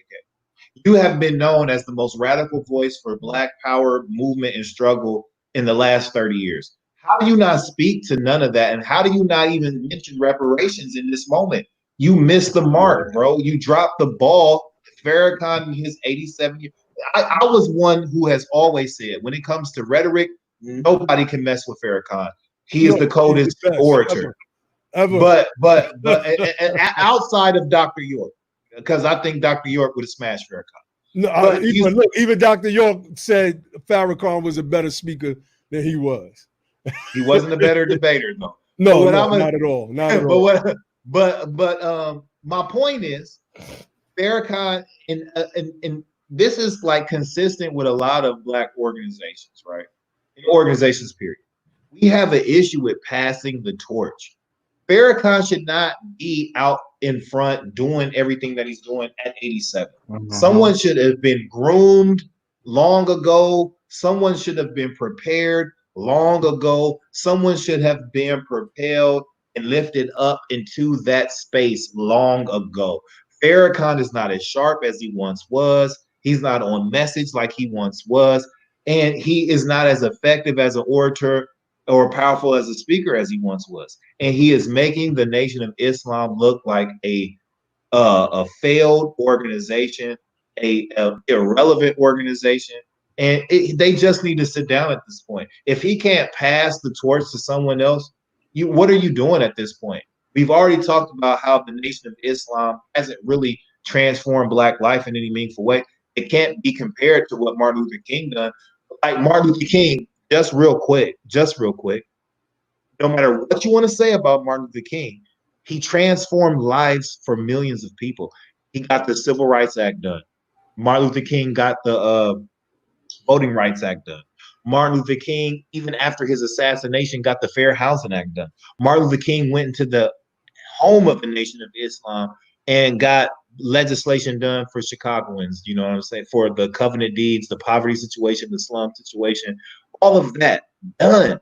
The Nation of Islam has done nothing. Understand that. No, definitely. Let me run through these points real quick, and brother Ali Bey, you could jump in as well. This is coming from Malik Zulu Shabazz. He said a specific plan of action from the Nation of Islam to aid in the current crisis of police violence and systemic racism. Like, if we're going to use Criterion as a message, as the message, set a criteria. It's just as simple as that. Set a criteria. So he also said if separation or reparations is offered as a solution, that an unambiguous specific plan and timetable of action be presented to the public, and that all other NOI practices and policies be amended to reflect the separation between blacks and whites is in fact the actual NOI policy, right? So, and I understood the message of what Malik Zulu Shabazz was saying. Like I said, I fundamentally disagree with Malik Zulu Shabazz on a great many things, I heard his interview on that other brother show, that Moorish guy show the other day as well. Ooh. I thought it was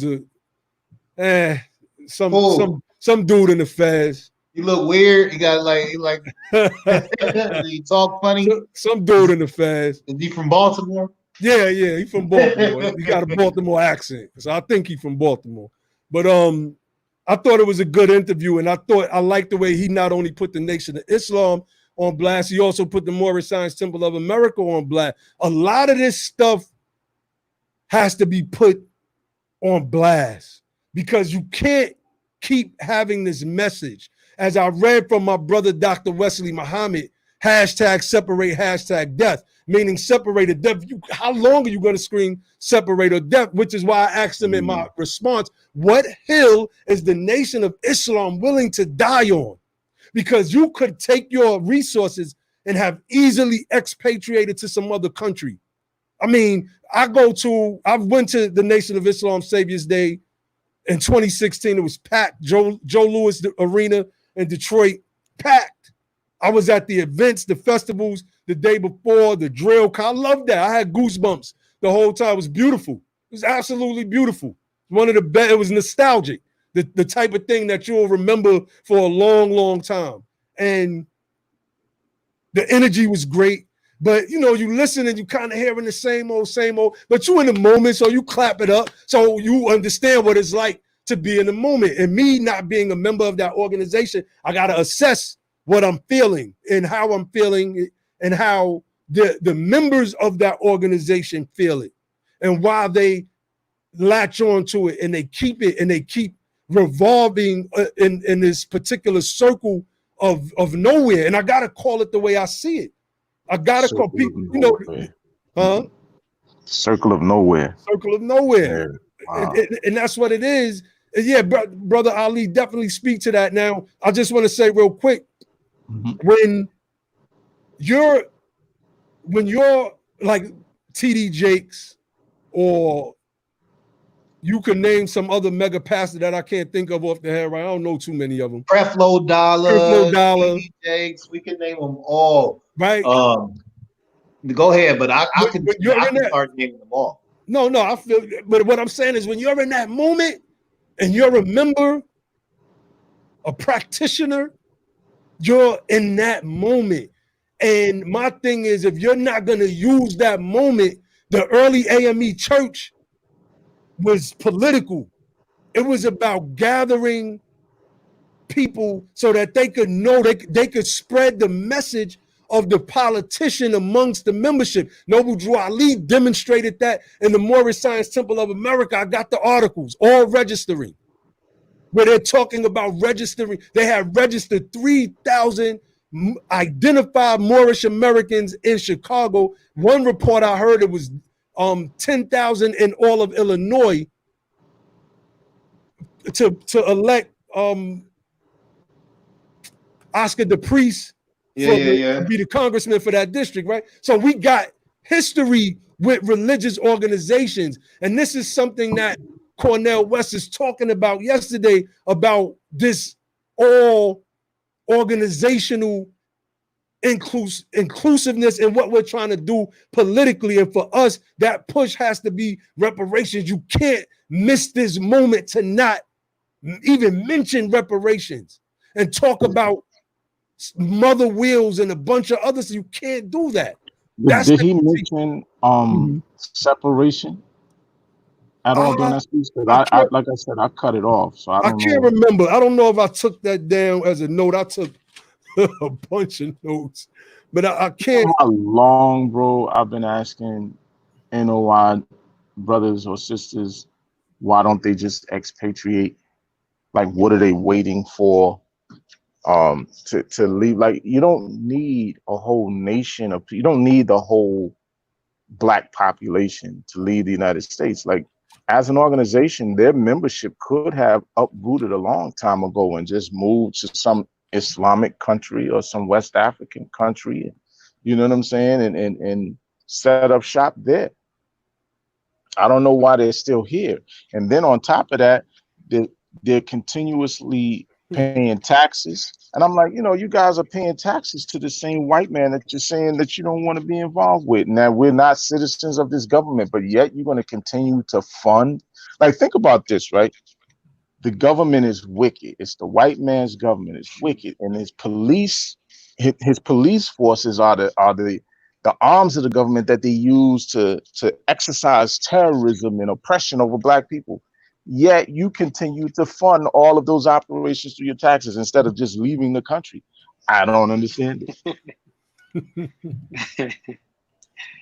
The laughter we talk about Brother John, he looked like he just came from a video shoot. What's good, Brother John? Oh man, y'all killing this show, man. I had to hop on, man.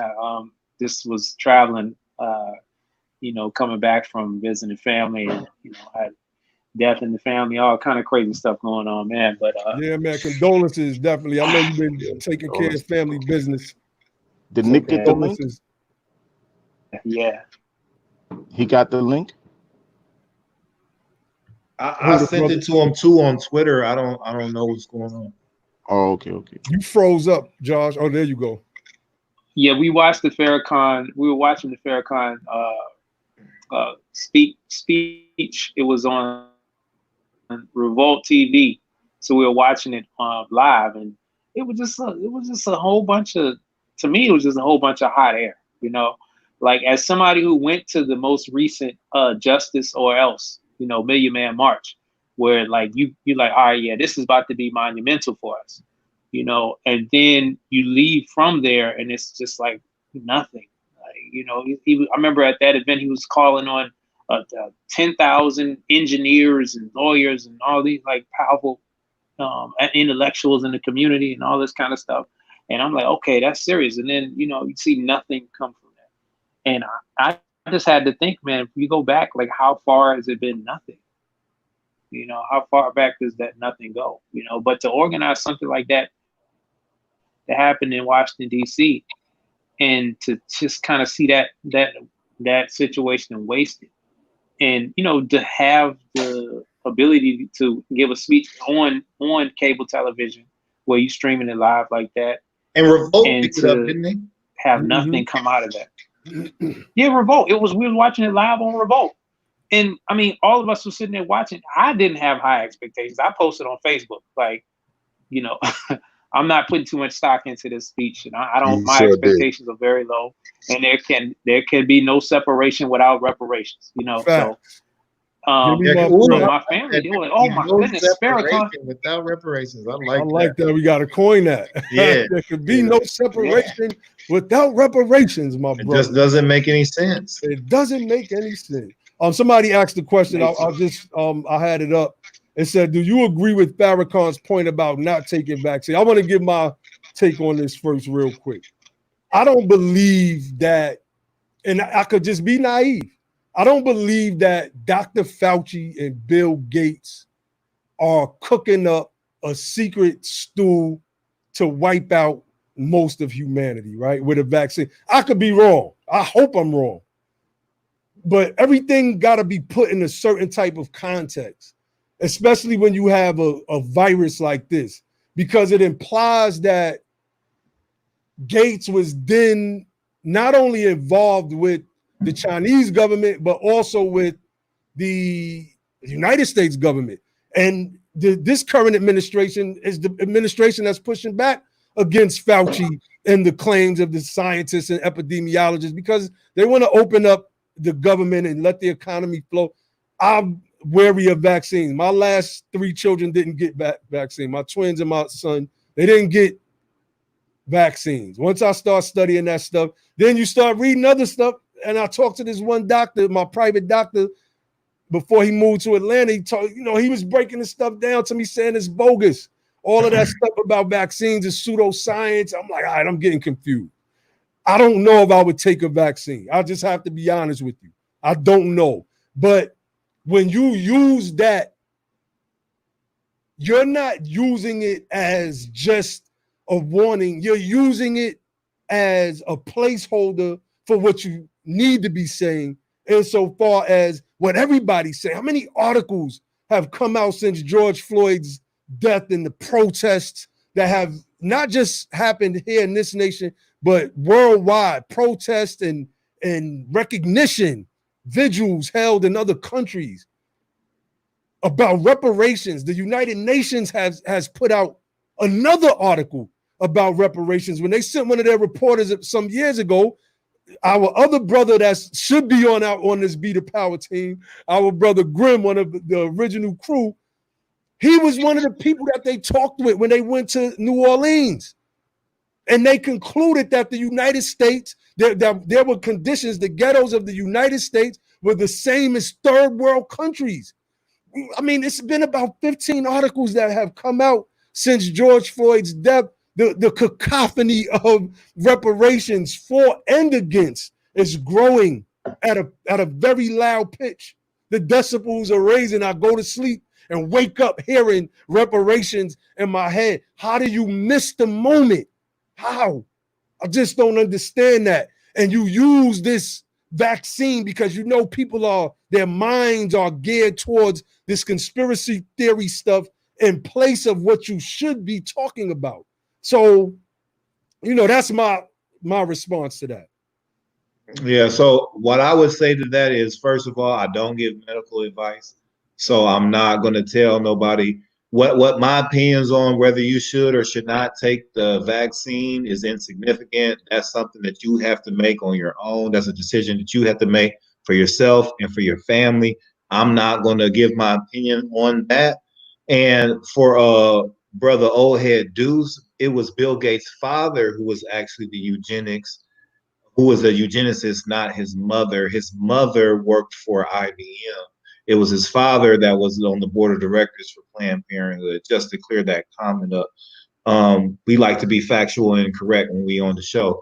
But, yeah, so to me, I don't think it was the time or the place for Farrakhan to be speaking about vaccines or any of that right now. That's not what the public conversation was surrounded around at this moment.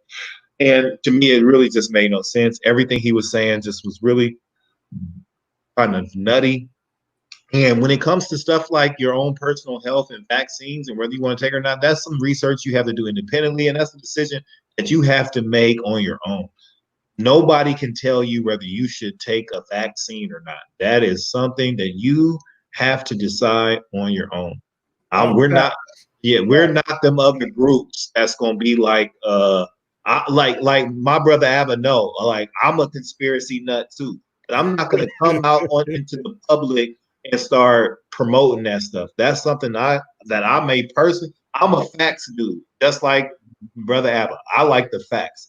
I like things that make sense that you can prove and things like that. So if it's stuff that I can't prove and it's stuff that is not like beneficial that I know and is verified for the public, I'm not advocating that for the public. You know what I'm saying? Those are decisions you have to really dig down deep with you and your family and make them for yourself. You know what I'm saying? So that's what I got to say about that.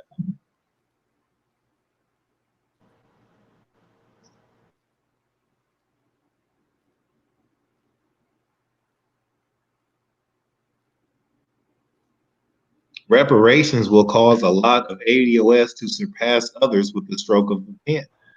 Mm. I mean, we should have been surpassed them.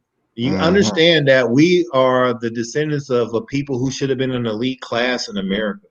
Know that cotton was made king, and being that cotton was king in America, it made America a capitalistic society and made America an economic international power. So we were never able to benefit off of our own sweat equity. We was never able to invest our own value of labor into our own personal lives. Had we been able to benefit off of our own labor, we would have been an elite class. We would have been the Fortune 500. Right. Like we were so valuable. Understand the black bodies was worth more than all of America had combined. And not only we were so valuable that they created a bond system and created the first mortgage system off black bodies. They created slave-backed security, right? Slave-backed securities were traded internationally. Understand that. And that we were the collateral that they set up banks in Mississippi. They set up banks in South Carolina. They set up banks in Louisiana based on slave-backed securities. So when we're talking about, surpassing certain people, we need to understand that we should already be way ahead of them in the first place and in the outside. Because somebody said that they're trying to remove the Harriet Tubman statue. Yeah, the brother hit me up earlier about that. I forgot to try. I'll try to find it. Yeah, I saw earlier too that I think a Frederick Douglass statue had been moved off of its pedestal that was on, and kind of like messed up or whatever. They defaced it and whatever.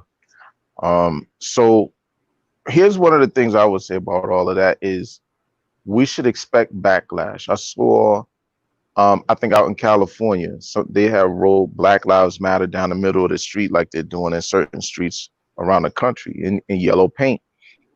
And there's a video circulating of this European man and a woman that's out there painting over the yellow paint with black paint, talking about not in their city or their town or wherever they are. And I think that's out in California someplace. But so I think that we should expect backlash. Like we should expect Martin Luther King statues and Harriet Tubman statues and whatever other statues we have. We should expect those things to get vandalized. Like I wouldn't expect anything else at this point. Thanks. But remember, they were shooting up Emmett Till's for a couple of times. They shot up his memorial spot where he was buried at. You know what I'm saying? So this was before all of this stuff happened. They was doing that kind of nonsense, Thanks. Indeed. I was trying to get the brother Nick to come on. He said he wanted to add on to the discussion real quick. I'm gonna bring our other brother on, brother Prime Legend.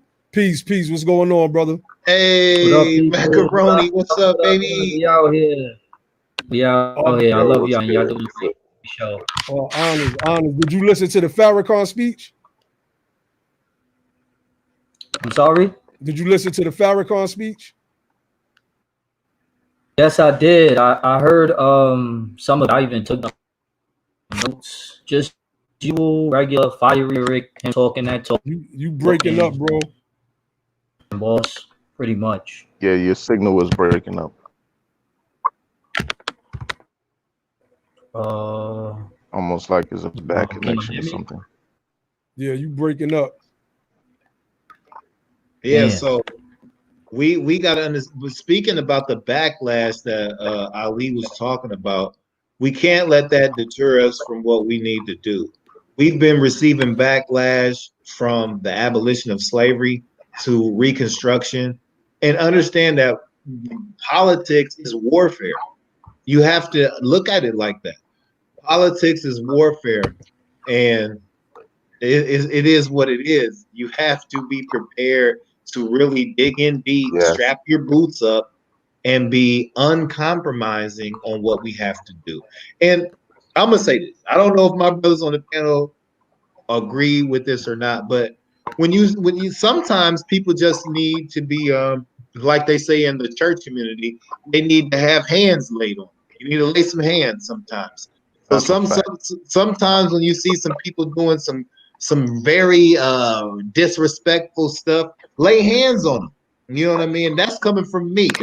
That's coming from Dr. Logic. You hear me? If Sometimes you somebody, got to do violence. Sometimes you got to do violence, man. You know. I believe in violence Fact. historically, and you know, It's a fact. violence gets the best results, in my opinion. And that's again, that's Dr. Logic's opinion, and I agree with violence, and sometimes you just gotta lay hands on people.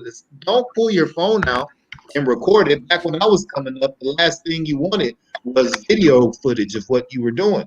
You know what I'm saying? So sometimes you gotta lay hands on people. I'm not going to pull my phone out and record somebody disrespecting me and my wife and my ancestors. What I'm going to do is exercise real violence on them, and that's just me. I don't know what anyone else is going to do, but sometimes you got to put the phones down and put your hands up. Right. You feel me? Let me read. Since I'm here, one says y'all need to do a show on the flipping of the parties from emancipation to the New Deal and how the Lily Whites transformed the Republican Party. We're actually doing that on the next show, since I'm here, one where we're going to address young Pharaoh and the quote unquote Young Sparrow. He's Young Sparrow. Young Sparrow. He's not a pharaoh. Young Sparrow. Can I say something? I'm sorry. Can y'all see me now? Yeah. Still. Yeah. I don't even want to call it violence. I want to call it intelligence, just like what Malcolm X called it, self-defense. If somebody attacks you and you put hands on them, that's just intelligence. It's not even violence. Like you didn't come to them with the smoke. They came to you, and you just defended yourself by any means necessary. Definitely. Let's see where we at. All right, look, we had 2 hours. Sorry. No, I'm just saying we had 2 hours in the feed. Everybody click like, click subscribe, hit the little bell icon next to the video, share this out. Share the YouTube link. Definitely share the YouTube link.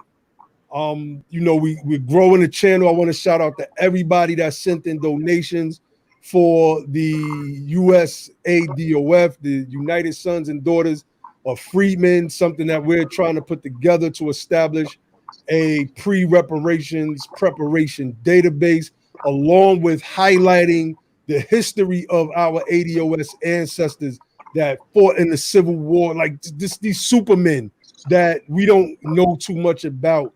We want to have textbooks designed on that narrative, because I don't believe that our story has been properly told, and because of such, we have been almost forced to look to the African continent thousands and thousands of years back for any form of greatness at all, while skipping the fact that we've had great freedom fighters here. As my brothers always say, our whole existence here has been about freedom fighting. So, we can have built pyramids and things of that nature, but when you're fighting for freedom and you've done some of the great heroic things that our ancestors have done, that needs to be highlighted. And this is something that we are going to bring to the family. So definitely,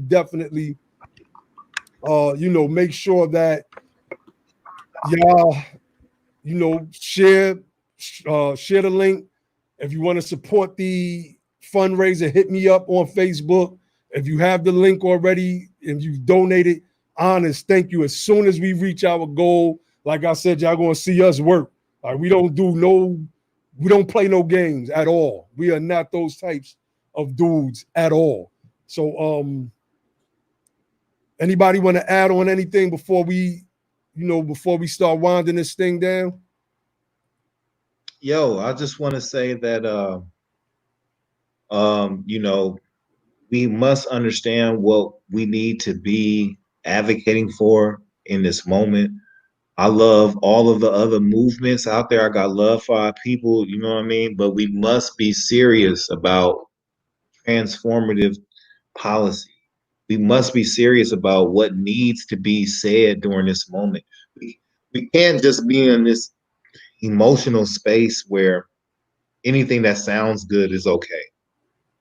If it's not going to be transformative for us, if it's not political and it's not about policy prescriptions for things that policy has created for us, it's not going to work. We must understand that. We have to come together and use that same energy that we use for all this other stuff and use it for reparations. Fact. I see us do a lot of things. I see us, we can do it. We can definitely do it. I see us put that energy to all kind of stuff. If we can put that same energy into politics, if we can put that same energy into the fight for reparations, it can happen. And just understand that don't let nobody tell you that reparations can't happen, because that was the same idea and thought when we were fighting for abolition. That was the same idea and thought and fear when we were fighting to break the public subjugation of Jim Crow and black codes.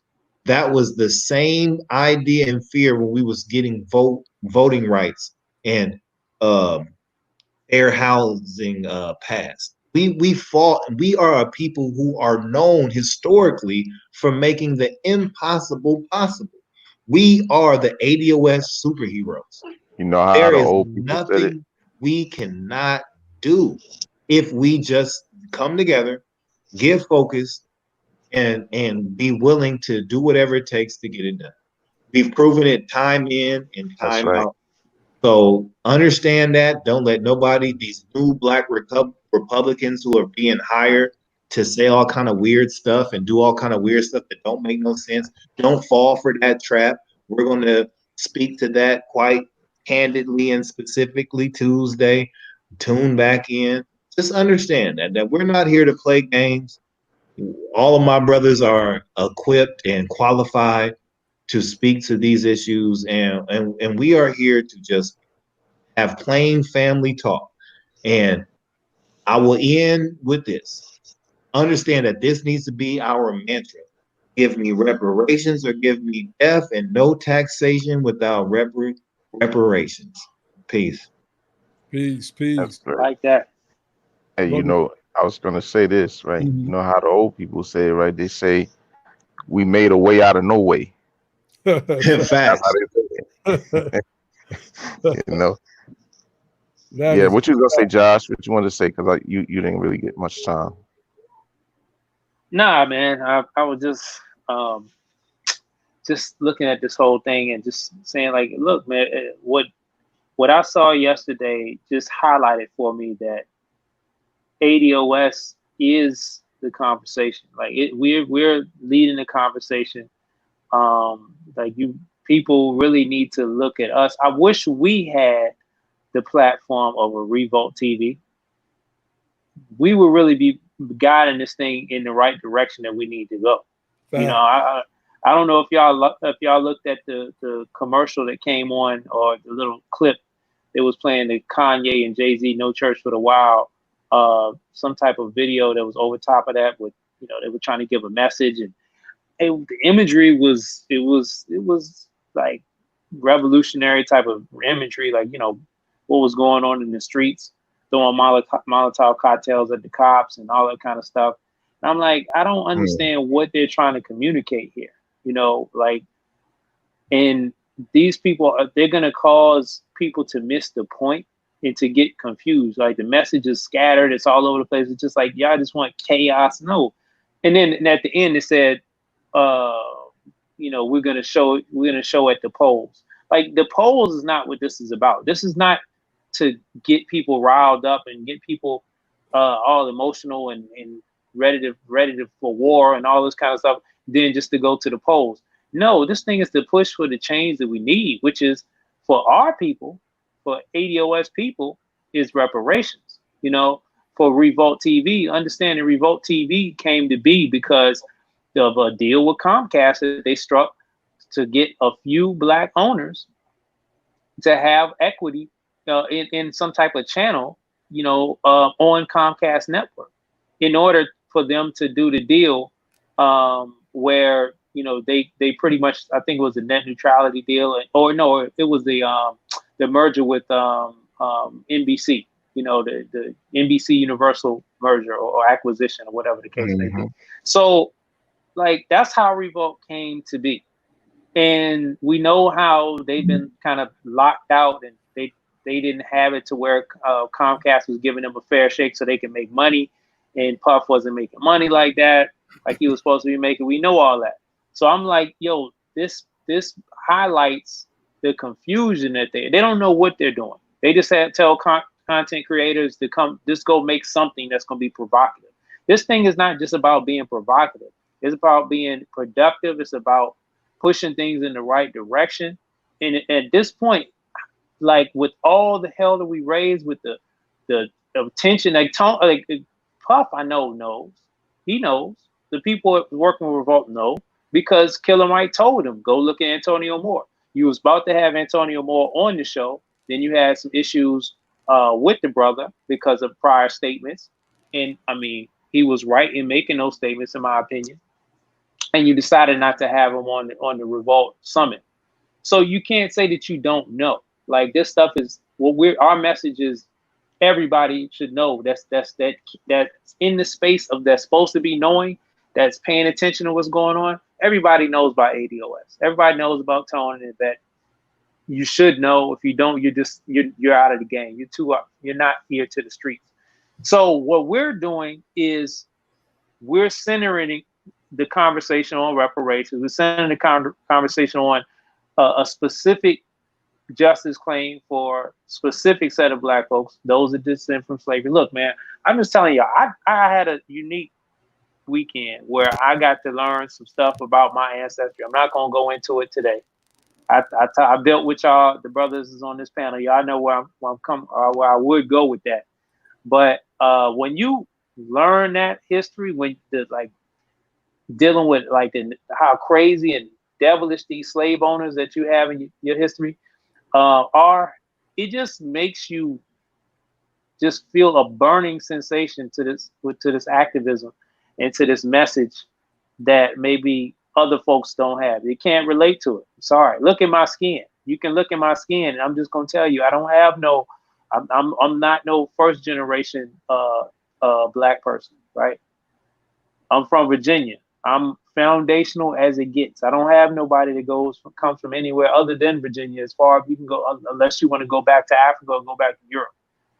And understanding what that means and looking at the generational cost of that, man, I'm just telling you, it's just centering it on anything dealing with the Nation of Islam. That's not where we want to center this thing. This thing is about justice, and we need to talk about our specific justice claim. And what we saw yesterday from Farrakhan, it just reiterates that that's not where the conversation needs to be had. The conversation needs to be had with us. Facts. Brother Prom Legend, you had anything you wanted to add before we close out, brother? Macaroni Matt.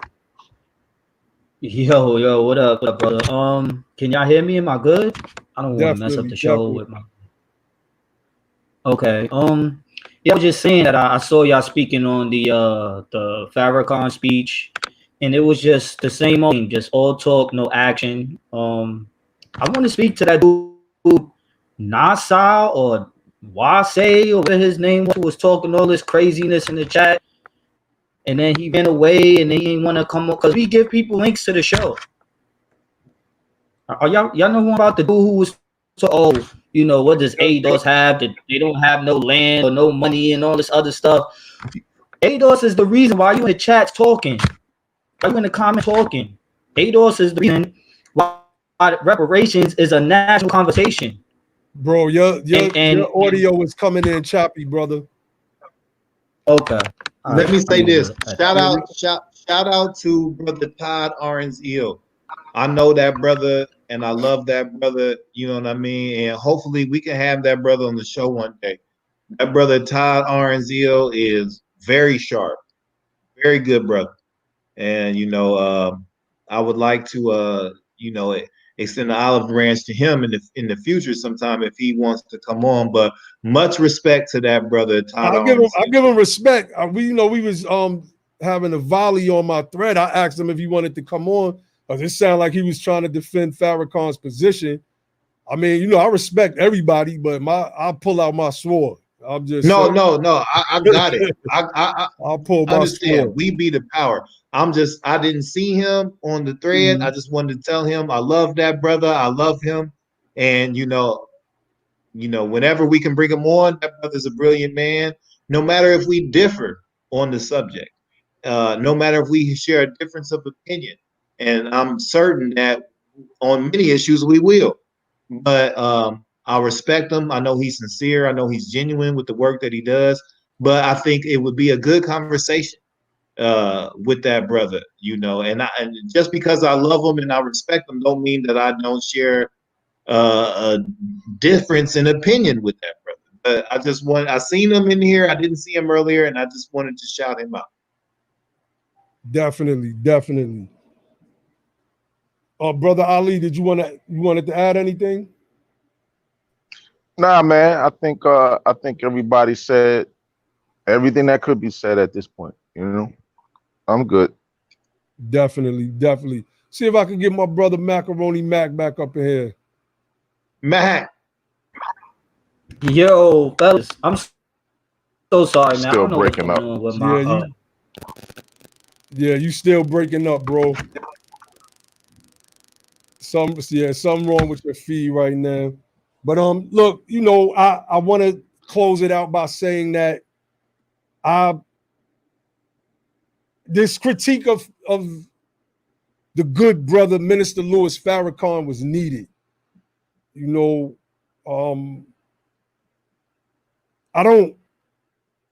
I was hoping, because let me tell you, I've seen a lot of people sharing the flyer for Criterion. I was like, okay, I hope he says something. I was really hoping that Farrakhan said something. We are in a moment that you have to say something about the moment in the moment. You don't miss the moment. I don't understand that. Just how do you miss the moment? And when I was listening to Farrakhan, I had to go back and think about Brother Wesley Muhammad's post that I had to comment on. Like the Moorish lessons teach us that are not enemies made by truth greater than friends made by flattery. I'm not in the flattery business. I'm sorry. I'm just not. I'll flatter a nice looking female. I'll just be honest with you. But and that has its limits. I'm just not into flattery. Point blank, period. I'm about the truth. And if you can't, if somebody said people hyped it up, the system is battle said people hyped it up, and I don't understand why. Look, I'm gonna say this. I do understand why.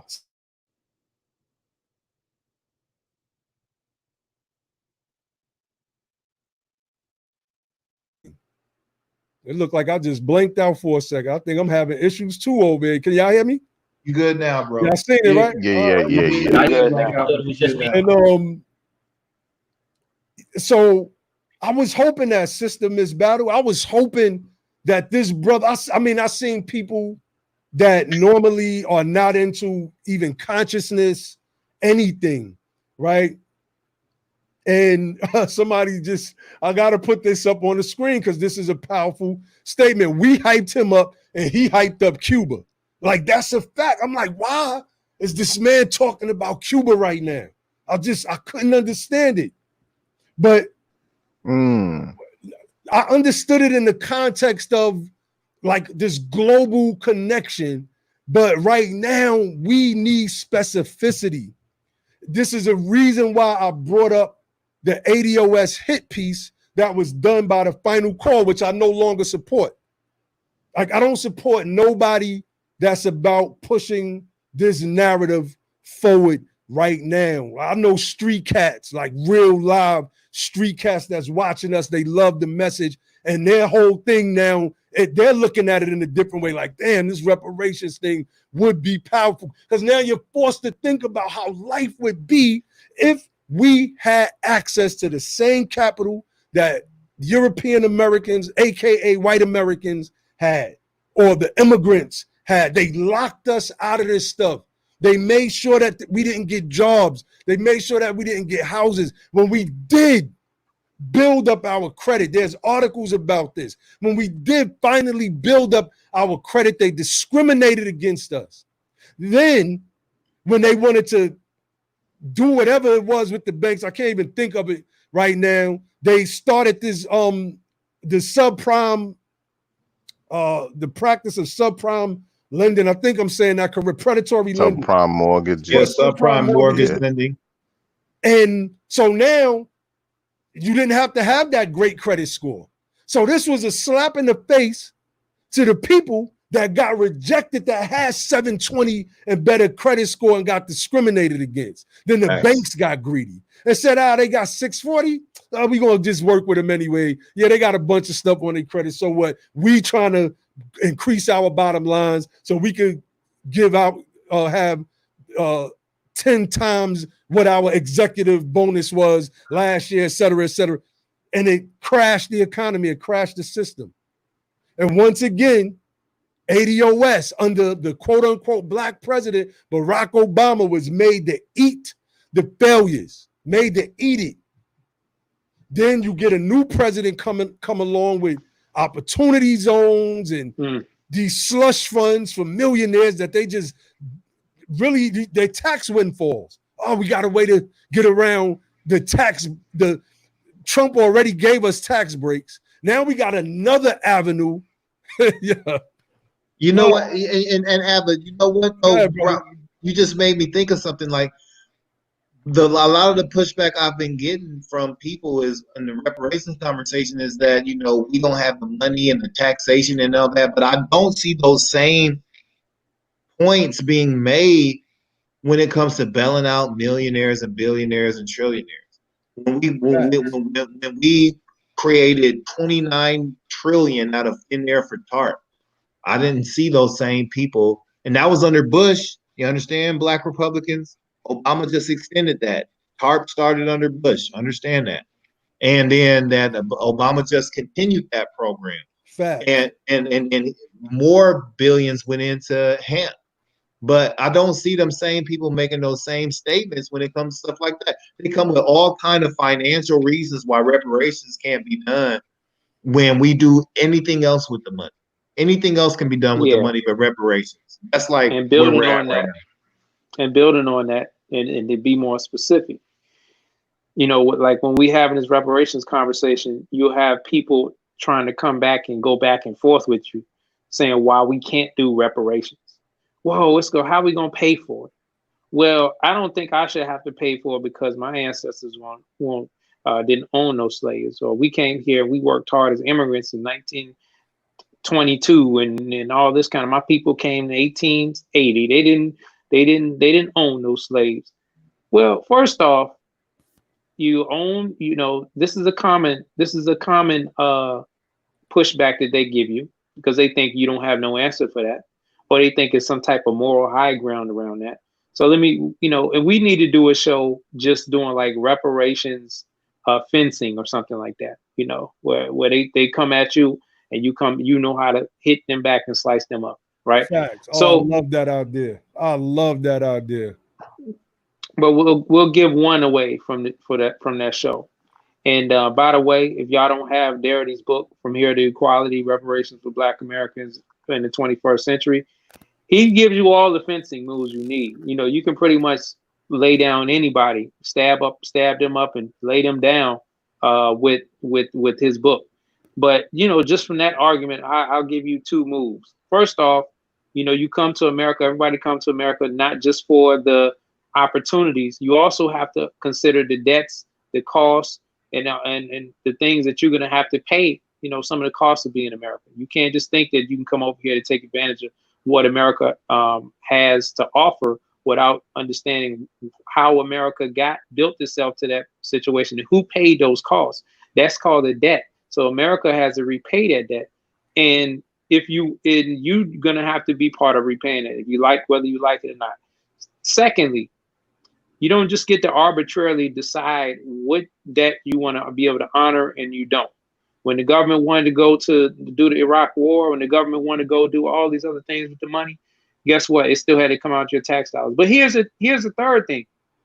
You don't have to be worried about how much it's going to cost you, because you didn't ask.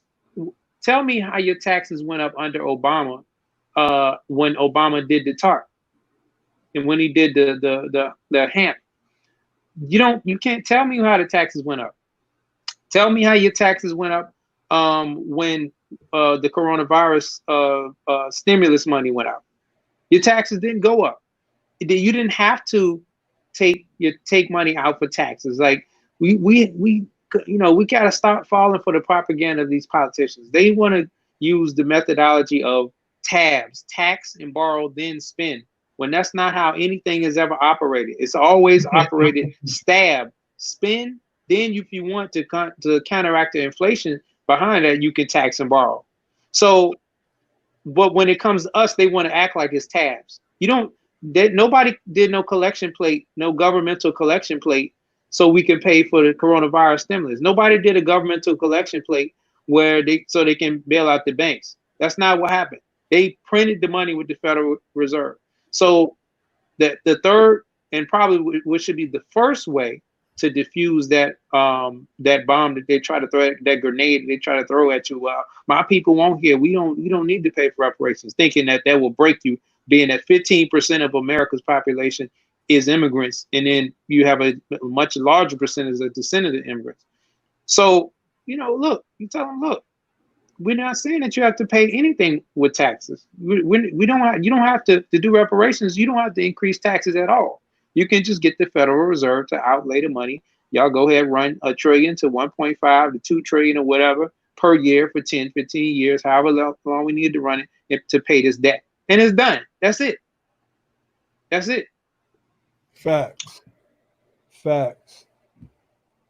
Yeah, that's it. No, that would be a great show. That would definitely be a great show. And we need that. We need that education. We need people to know what to say when we're getting this pushback.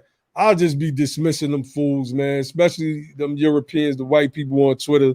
I'll make one post and basically y'all can't refute it. And after that, I'll just be like, beat it, man. I can't keep going back and forth. Because it's like, no matter what, y'all want to see us at the bottom. If y'all can't have us in some type of physical bondage, y'all want us in economic bondage. Y'all want to always feel like y'all are on top of us. And it's just not going to happen. It's just not going to continue. So shout out to everybody. Shout out to the moderators. Shout out to my panelists. Shout out to everybody that joined us tonight. This Tuesday, Young Pharaoh gonna get this work. Yeah, Young Sparrow. Pharaoh gonna get this work. He's gonna get this work. See, he avoided me for years. He wouldn't have the debate about me on Islam. He's a coward. He's a coward. He's just a coward.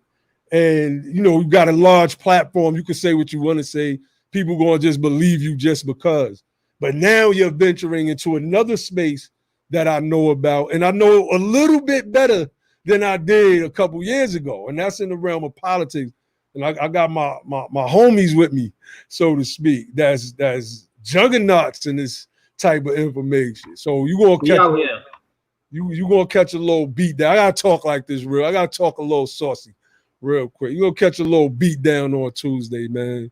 We go that whole Republican, Black conservative uprising that's happening right now. We're going to speak to that and we're going to dissect it. We're going to get into this notion that the Democrats are the founders of slavery in this nation. We're going to break down right wing versus left wing. We're going to show how the names of the right wing and the names of the left wing have changed in American politics from its inception up until modern day Democrats and modern day Republicans.